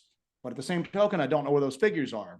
You know, did they leave with it? Are they in the woods? So we got in the car and we got out at that point, man. Went back the next day and had more weird stuff happen at that point. So, we went back and we went to go get data. We went to gather data. So we take all of our instrumentation, our Geiger counter, EMF, all of that stuff. Cause we're like, okay, whatever this was just opened up in the woods. We need to go and check it out. So we came back the next day. We had a little bit of elevated radiation. A little bit of elevated radiation in one spot. The EMF was spiking in that area. And then when we're hiking out, Joe just pans the camera around and something, we didn't see it. We didn't know this happened until we put the video out, and the people that watch our videos, our subscribers, were like, hey, there's something jumping from tree to tree at the end of the video. We're yeah, like, that was freaking weird, dude. So we look at it and I put it at the beginning of the next video, like slowed down and zoomed in. And it's crazy. It's absolutely crazy. We cannot tell what that is. And I was actually looking at that footage today and slowing it down and seeing if I could, I was raising the exposure a little bit to see if I could make it a little clearer. It looks reddish brown, and it's up there, and I have all these like screen grabs like of these stills of it, and it looks like it has legs and arms, and it's going from tree to tree. You can see the trees bending under its weight. We have no idea what that is. We have no clue what that is. And I was just panning the camera as we were leaving out. I just kind of went that like was this a lucky behind me, and then just that was a lucky catch, get. so, yeah. Well, that's what I was going to say. I mean, to me, and I think that was my gateway drug to you guys. I saw that clip and I was like, holy crap, what is this? What did they capture? Because it looked humanoid, but again, like you guys are explaining, it was just going like limb to limb, like you would watch a squirrel go through the woods. But I'm like, you know, I would keep going back and replaying it and slowing it down and blowing it up. I'm like, what is this? I've never seen anything like this before in my life. So, and it's so smooth, it doesn't, it moves unnaturally. It's weird. It's the weirdest thing, man. It But is. you see those trees just going under its weight, and I have no idea. I have no clue what it is. And that seems like that kind of stuck with a lot of people, seeing that, whatever that is, that creature kind of go from tree to tree, and we captured it. That's kind of stuck with a lot of people. We call it the jumper. Yeah. And it's weird because we'll be out, let's just say let's say it's a 1 day and night investigation. You know, we're going to leave at 5 a.m. or whatever. We might be out there for 16 hours and we might be running 2 cameras at a time, plus like thermal imagers, some night vision. We'll have audio equipment going. So we have to review all that footage later on. You know what I'm saying? For every hour we're out there, there's probably 2 to 3 hours worth of stuff we got to review. Yeah. And there's just 2 of us. Yeah. So, you know, you're looking at maybe 40 hours of review. I always go, what did we kind of zone out and miss at this point? You know what I'm saying? What's just like, you know, on our hard drive in there that we just kind of, maybe we stretched and yawned at that point and we just blinked and we missed it. I mean, did we have anything else like that out there? And we've even joked about going, you know what, if we could host it somewhere, just put all of our raw stuff out there, just let people comb through it at this point. Because people love doing that stuff, man. They love going through we'll have people, the one guy who did all of the video analysis on that jumper, I mean, he probably spent 2 or 3 days on that, man. Yeah. Just, running it through different filters, speeding it down, doing this. And I mean, we don't have a videography like background like that. I had to what he teach did. myself how to edit. So Yeah. I've just been learning on the job when I'm doing it. But that's what drives me crazy is I'm always like, what's in the archives that we don't know what's there? You know what I'm saying? So yeah, well, I mean, that's probably not a bad idea. Really, get some internet sleuths out there to start reviewing some of this stuff and catch some stuff. But to me, talking about this jumper, it's almost like something was surveying you all as you're out here, as you're doing what you're doing. I say all the time, you go hunting and the crows will let everything else around know what's going on before you ever get to where you're going. It's kind of like that. It's kind of like there's a sentinel up here in the treetops, just trying to stay ahead of y'all a little ways to I don't know. It's friggin' weird though. As soon as I saw that, we had our backs to it. We were leaving. Yeah, it made its move as soon as we turned around, because I was literally with my left hand over my shoulder like this, because we'll do that every once in a while, just kind of film around us. Yeah. But it made its move as soon as we turned our backs to it and started moving away. Yeah. So yeah. And what's weird is Jesse, the reason why we went up there that night, we moved deeper in because she saw something jumping from tree to tree, but we could never find it. And then that's only a couple miles from where we had found small like footprints, bare and in the snow and the mud, and in North Georgia winter, somebody didn't have even if somebody had their kids up there running around barefoot, you're going to see adult prints up there, I mean, these kids aren't driving themselves up into these mountains, so we've found small footprints. So everything up there leads us to believe that there's something small humanoid. Yeah, some small humanoid up in that section of the mountains up there. So. North Georgia, it's moon-eyed people for sure, Lance. Oh, yeah, exactly. For sure. Moon-eyed people. Okay, so individually, and I know that you guys do all this stuff together, but I also know that things settle individually a little differently. So out of your investigations, experiences, all of these different things, what would you say, and again, on an individual basis, what would you say what experience creeped you out the most, gave you the biggest heebie-jeebies, like, I don't know if I want to do this, I think we need to leave? And I know that's probably, we've talked about a lot of these things. I already would have GTFO'd real quick. Joe? No, you go. I don't, well, okay. That's the problem with me though. That's the problem with me is we were in this place this past week. And if you watched our latest video, it was a night investigation. There was something up in the trees. We had eye shine really close to us. Joe saw something very close. We heard phantom drumming. It was a lot of crazy stuff in this last video we put out. We get done and Joe is like, I don't really want to go back. I don't really want to go back. And I was like, well, we have to go back. What are you talking about? Like, you think you're going to leave that behind? We have to go back. I have a bad problem. Like, I run towards the light. I guess, I don't know. I think something is broken with my risk mitigation center of my brain, which is why I'm thankful to have Joe, because he has to be my risk mitigation person, because I just want to go at it, and that's what I do that. I go right at it. I went right for that light and he had to grab me and pull me back.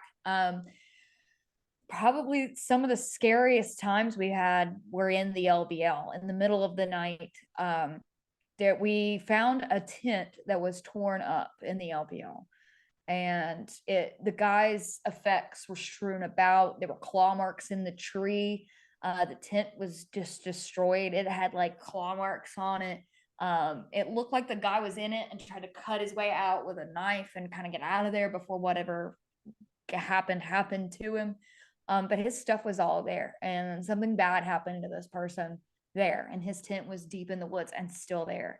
And these claw marks in the tree were huge. I got those on camera and everything. And we were there in the middle of the night, and that was probably the most scared I've ever been, is being in the LBL in the middle of the night. It's darker than dark there. And even if a moon is in the sky, it's scary. It's really scary. I'm really scared out there, and even for me. But you kind of have to just get over it, because I can't stop doing this. I don't know, what am I going to do? Quit doing this? I'll go crazy. But it was scary. It just like, you just are just full of that fear.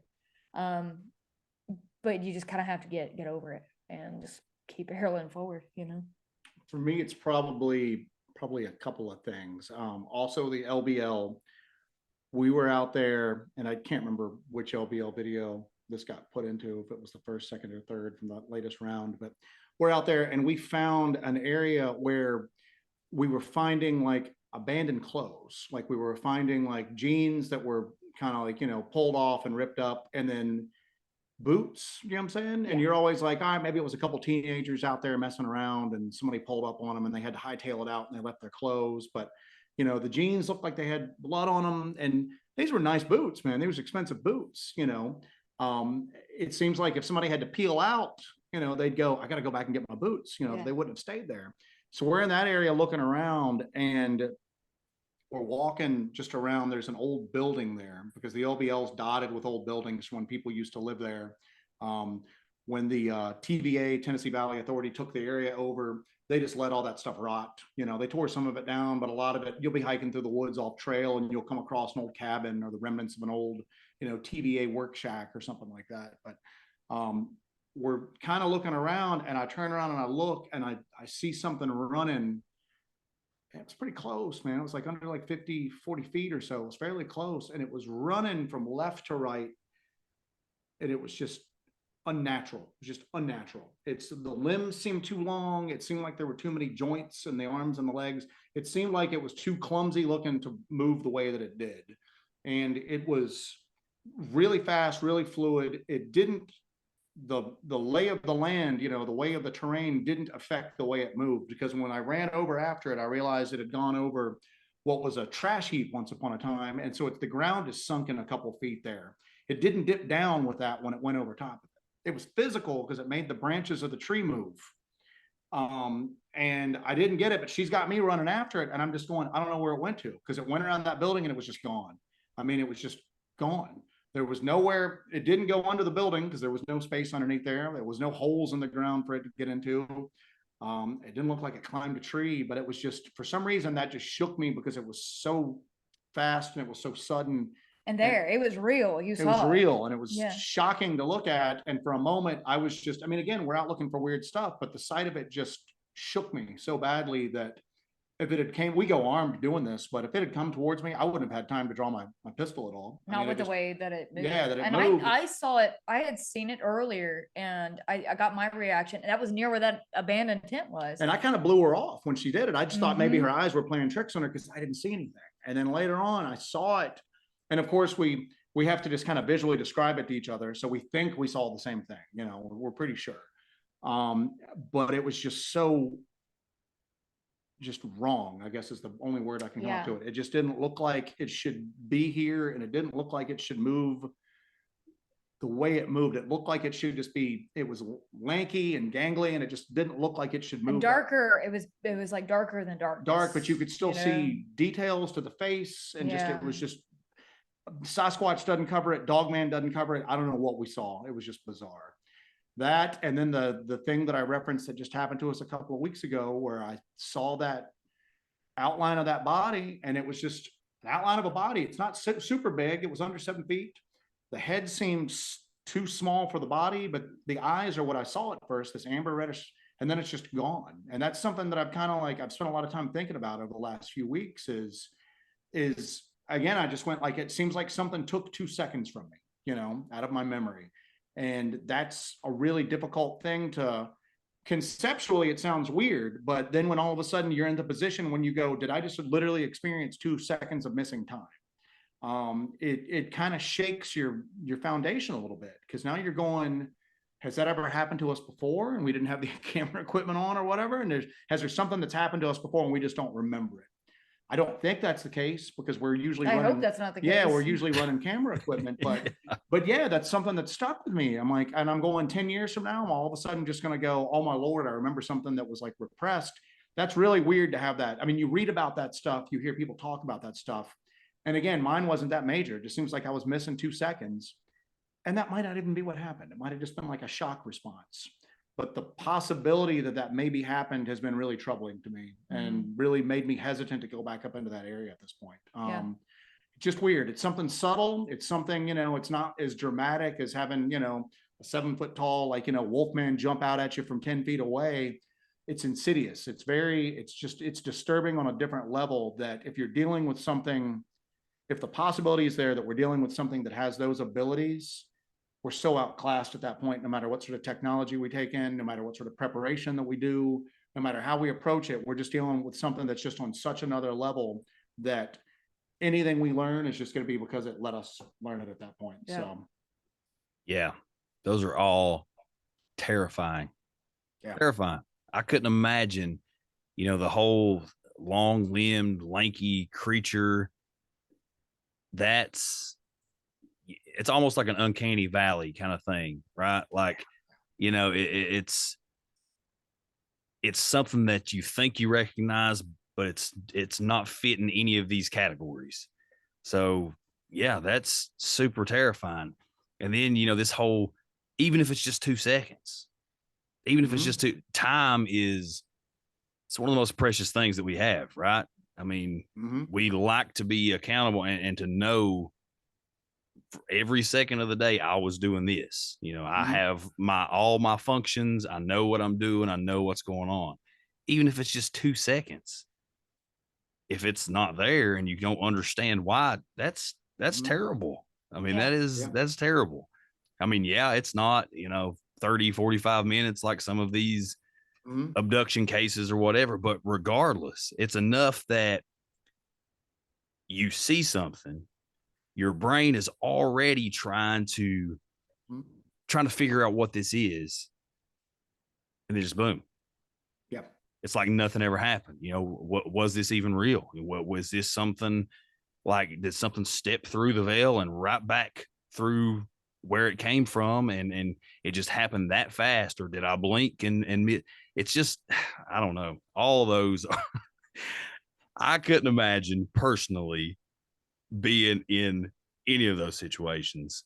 I mean, it's terrifying. And you guys are dealing with all of it, you know, just like you were talking about the occult activity earlier. Whenever you're going out to check something out, you know, I don't know what's scarier, all these cryptids and the paranormal and the supernatural and these phantom ghost spook lights that are going around, or a coven of God knows who out here doing some kind of ritual, whatever they're doing. And I don't know. And I've really enjoyed hearing y'all's perspective and your side and what you're doing, because so much of what your boots on the ground doing is what we sit here and theorize about every episode. You know, we talk a lot about, you know, witchcraft and the occult and all of this different stuff, and how do these, you know, the modern day pagan rituals and beliefs, you know, how does that interact with the weird that's already out there? You know, just like you said earlier, Joe, I mean, is it the weird kind of bouncing off of that, or is it, you know, that bringing about this stuff, or is it just kind of a give and take, an ebb and flow of all of these things coming together at once to make these, you know, super intense areas of high strangeness? I mean, is that what's going on? You know, it's kind of a which came first, the chicken or the egg scenario. Yeah, that's what I was going to. And it's weird because so many of these areas, like the LBL, there's a ton of occult activity that takes place there. And it's weird because we run across people that, you know, they've lived in a city their whole lives, you know, and conceptually they can accept Bigfoot. But then if you try to tell them, there's people in 21st century America that are involved in occult activities on an organized level, you know. Yeah, and they just laugh at that. That's impossible to them. And unless you're from, like, you know, you guys are from rural areas, man, you know that there's certain hollers, you know, certain areas you don't go to, you know, with the families up there involved with weird stuff, you know, that, you know, some of these snake handling churches and everything like that, you know, they might, Jolo, baby. Yeah, they might have Baptist on the, on the sign out front, but that's not what's going on in there. And No. yeah, when you add that human element, it's a whole different kettle of fish at that point. So, Well, I grew up with my own, well, my mama, that's what I call her.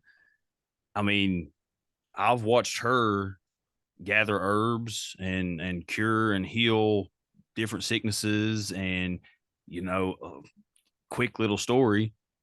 I was a sickly kid. She went down to the river, cut a limb of a sourwood tree, measured it to my exact height, cut it off there, put it over the threshold of her foyer, somewhere where I would walk under every day. And then as soon as I outgrew that stick, she says that's the reason I became healthy and grew and ate good and wasn't sickly anymore. So, I mean, already, just in the culture, just with what's been passed down, we call it granny witching. oh yeah. Jesse's family from Western North Carolina has got several people in the family tree. I'm from Haywood County, North Carolina. Yeah, it's Western North Carolina. And, I have a lot of people in my family that practice what you would consider occult practices. And of course, I think I listened to one of your episodes where you guys were talking about these people they are Christian, but they also dabble in the supernatural. They dabble in ritual. They dabble in the occult. And I've had people in my family that did that. I do that.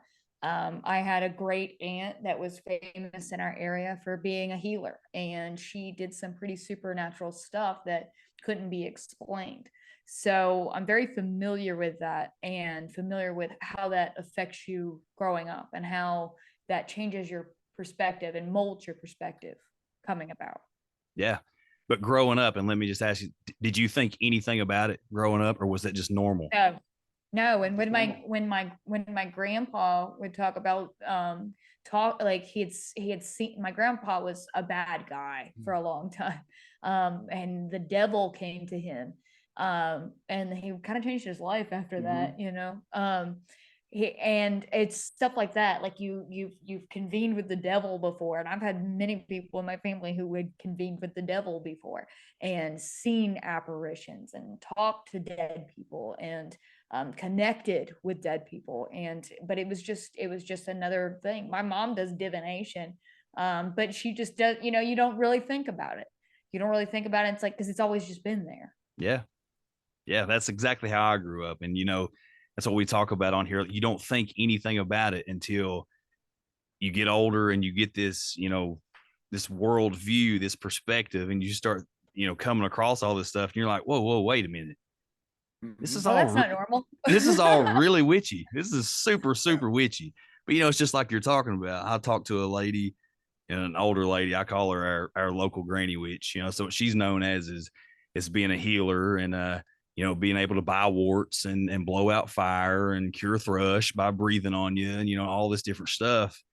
And that's what she talks about. Is she said, growing up, she would always interact with these what she calls faceless holler haints. And they were always trying to offer something. They were always trying to strike a deal.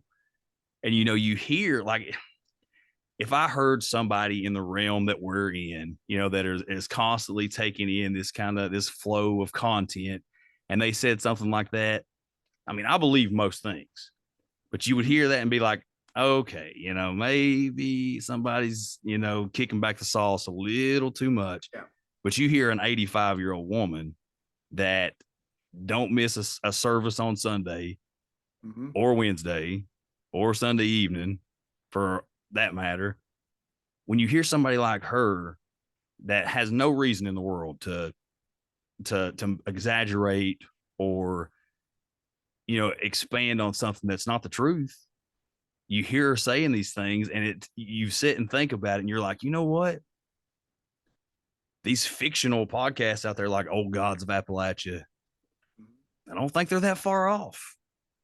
Oh no, man. I mean, I'm from up near West Virginia, like Shenandoah Valley, the Blue Ridge Mountains and all that. And part of my family was from like a little coal mine town in West Virginia that's not even on the map anymore, just because coal mines shut down. But you'd go into that area and, I'm not that old, man. It wasn't that long ago. And there were still areas where you would go into and the people just didn't sound right because nobody has moved in or out of that area in 3 or 4 generations. Do you know what I'm saying? Yeah. And you can just tell by how they sound that they're from that particular holler. And they do weird stuff down there. Everybody knows. Do you know what I'm saying? And it's just, there's, you know, like you said, the granny witches, there's always, every family's got somebody in there that dabbles in healing or like charms or anything like that. But then there's the darker side of it too. I remember when we were going, my grandmother was taking me back up to the town where she had come from. So we're going from Virginia to West Virginia. And I'm just some like smart mouth. I think I was like 15 or something like that. And she warned me going up. She was going, listen, you know, you've got a mouth on you. You know, old feuds run real deep up here. And there's people up here that can, you know, ruin your life with a glance, basically. Just keep your mouth shut. Yes, sir. No, ma'am. And just leave it at that, you know. And just keep quiet till we get out of here. And that's exactly what I did, man, because you got up there. Like I said, I mean, that's where I saw my first snake handling church at and everything. And unless you're from this part of the country, you know, somebody, you know, sitting in Los Angeles and that's where you've lived at your own life, that seems more impossible than Bigfoot, but it's real. It happens. All 3 of us have experienced that sort of stuff in our lives, man. So yeah. Well, we say a lot. It's old magic that lays in these hills. It's old magic and it works. For whatever reason, I mean, you can be a skeptic and you can sit back and you can think, oh, you know, this is a bunch of hooey, but I mean, the 3 of us, we've seen it, we've witnessed it, you know, it works. However, I can't tell you for certain. I don't know where the power exactly comes from, but all I know is it works and it's crazy. And that's where we kind of operate with all this weird. And y'all have hit on every bit of that tonight. So before we jump off here, I think we've been going about a couple hours, and I appreciate you guys so much for your time. I just now realized what time it was. Before we jump off here, what does the future look like for Hellbent Holler? Well, we are going to keep hammering. I've been releasing videos weekly now, so pretty consistent with that. We go out every few days. We go out. We just keep going and keep hitting the woods. That's all we can do is just keep hammering, keep getting better and better, building our skill sets, and just keep improving and see if we can capture something. Keep getting new equipment. We just keep getting better and better at what we do. And hopefully that's going to pay off with some more great evidence, because that's how we get our evidence, is we're actually out there actually doing it. Yeah, we were going to probably in the short term focus on South Carolina, just because, again, we're getting so many reports from right here. And it's so weird because we've not gotten those in the past, but right now it's just a constant flow of stuff. Like Jesse mentioned, we're tech heavy. I don't think that a lot of this phenomena can be explained through scientific methods, but I think that scientific methods can sometimes give us little hints, you know, of what's going on, and maybe we see some patterns. So we've got some ideas on some stuff we want to try as far as some new instrumentation that we want to try to get into the field. Like you said, we're just 2 of us. We're self-funded. So, you know, it's all this doesn't happen overnight. You know, we got to plan it, save back for it. A lot of the stuff we use is either built purposely for us or we repurpose it. So we've got some tech stuff going on. Once we get through with South Carolina, when we get a break into it, there's a couple spots that we want to hit in this region. Corpuswood Manor down in Georgia, which is a crazy story if you're not familiar with it. Back into the LBL probably sometime in the fall or winter. Once the tick population decreases a little bit, we'll be getting back into that. And then yeah, like I said, it's hard to say because, like we said, we're going where the universe takes us at this point. You know, if I could see into the future of what we're doing a month from now, I don't know, man, we could be out looking for lake monsters at that point. We're not looking for lake monsters. So, I do have an event coming up. We are going to be at the Tennessee Wildman and Cryptid Con in Montgomery State Park. That is about an hour west of Nashville. That's going to be October 14th and 15th. I'll be speaking at that. Ron Moorhead is going to be there. Scott Carpenter is going to be there. Our friend Martin Groves, he'll be there with us as well. It's going to be an interesting time because you got kind of the weirdos of cryptozoology and Bigfootery kind of all there all together at once. So it's going to be a good time. So if any of your listeners want to come out to that, we'll be at that. Yeah, we don't do a lot of these, but this one, the Really, guest list was too enticing for us to like say no. I at had that an point, so, opportunity. yeah. If I have an opportunity to be on the same bill as Ron Moorhead, I'm taking it. Ron Moorhead has been such an influence on everything I've ever done, and he's just what a gem that man is. So I'll be speaking at that. That's the only event we have scheduled. Yeah, we don't in do a terms lot of like those an event. Yeah, just for the time's sake. Like I said, the field investigations take up so much time. we just go out in the woods all the time. So, but for that one, the guest list was too enticing for us to turn down at that point. couldn't So pass that up. Yeah, for sure. Well, we're looking at maybe trying to do an outdoor conference within the next year, two, possibly. So, and we're doing it in an area where there's a whole lot of weird stuff that happens. So whenever that comes up, just so you guys can still be investigating while you're there, we'll invite y'all out for that one too. hey, that'd be That way great. maybe Yeah. one of you can be in the woods with the cameras rolling while one's on the stage doing the speaking. That way we don't have to There you go. we So. can split time.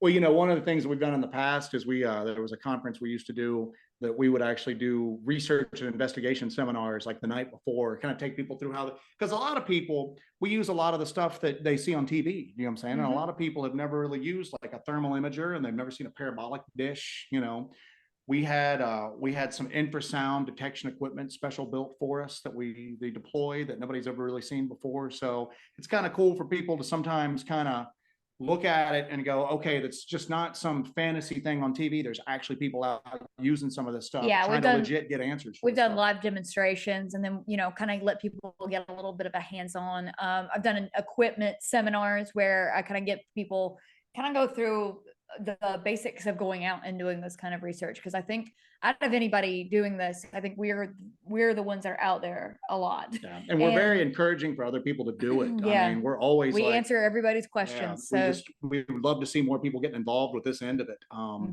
One of the things that always got on my nerves was that everybody wanted to act like they were in like some secret little club, or had hidden knowledge. Yeah, had this hidden knowledge, and we're the exact opposite, man. I mean, if we had more people out here doing this, it's going to move the needle. And if you want to take a different approach than us, if you want to be completely woo, if you want to be completely scientific, if you want to do whatever, the more people and the more approaches we have, the better. So anything we can ever do to get like people like, out in the woods doing it, we're all for it. Yeah, so.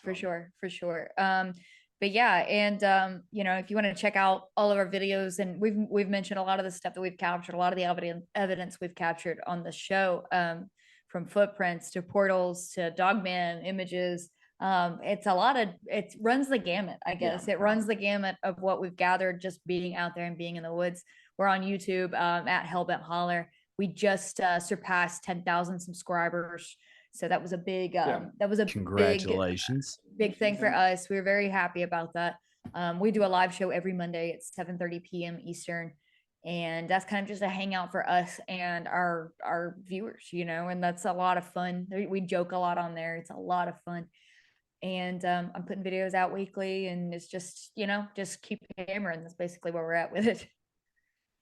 Well, listen, Hill folk, definitely go over, check out their YouTube channel for sure. Subscribe, hit that notification bell. That way you're not missing anything. Whenever something drops, you're notified, you're there right off the rip to check out whatever evidence they're capturing that day, because there's not very often that they're not capturing something weird, something that's going to make your skin start tingling. But also go check out Dark Dive, their podcast version of some of the stuff that they're doing. There's a few episodes on there, so you can check most of it out in a couple of days' time. But that's a side of it that I really, really, really enjoy, because you get to hear them talk about these certain topics and postulate theories on these different things. And they're great researchers. I learned more about Jack Parsons today than I ever love have. Jack Parsons. Can you tell on that? I have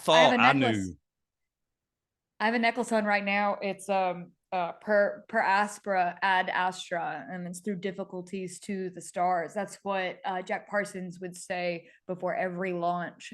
And so I have the sterling silver and gold necklace that I wear all the time.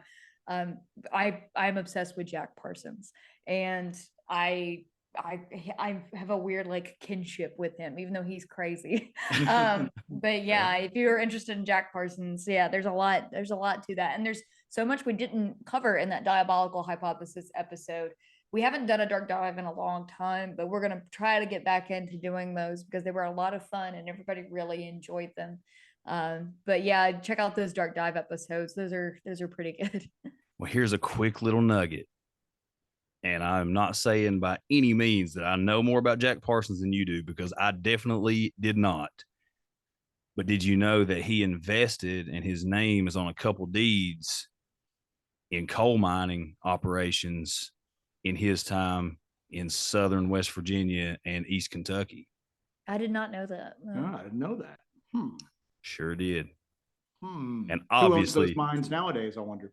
I think they're all shut down now. It's the best that I can tell. Now, could he have invested in those not just for the financial gain or as an investment, we would say, but as he was looking for something?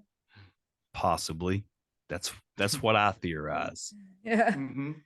One of the running theories that we had, not to get into another hour, but one of the running theories that we have here is at some point in our ancient history that some old gods were imprisoned in these Appalachian mountains. And as time passed and weathering and erosion happened, some of these imprisonments, some of these shackles began to fall off. And as communication started amongst maybe some certain bloodlines or some certain really gifted people, i.e. Jack Parsons, these things started reaching out and saying, hey, come dig us out.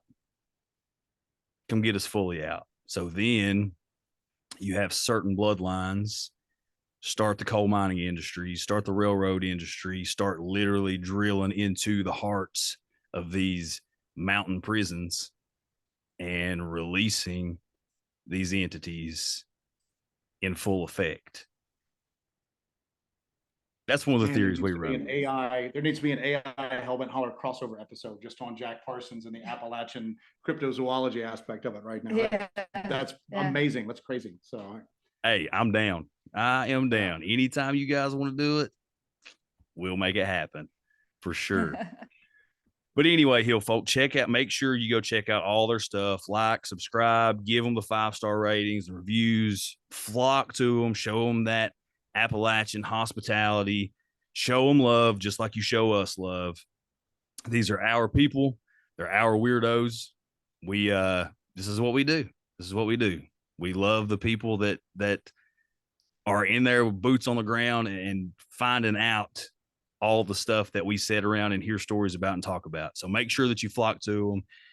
Jesse, Joe, I appreciate your guys' time so much. This has been a great conversation, and we'll definitely have to get to this crossover episode pretty soon. Absolutely. Yeah. We had a ball, man. Thank you. Thank you for having us. Absolutely. Well, Hill folk, you know where to find us. All the socials in the show notes. Be sure to leave those 5-star ratings and reviews. Go check out.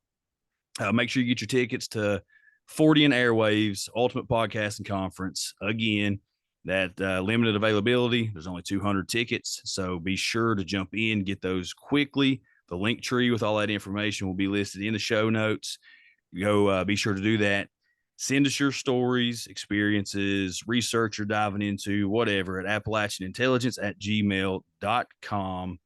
But most importantly, the biggest way that you can support us in anything, obviously financially, you can go check out our Patreon, or you can click the support the show link. But most importantly, share the show. Share the show however you're most comfortable sharing it. That's the only way the show grows. And you guys have been doing a great job, and we appreciate you for that. We love you. We appreciate you. And until next time, we'll see y'all later.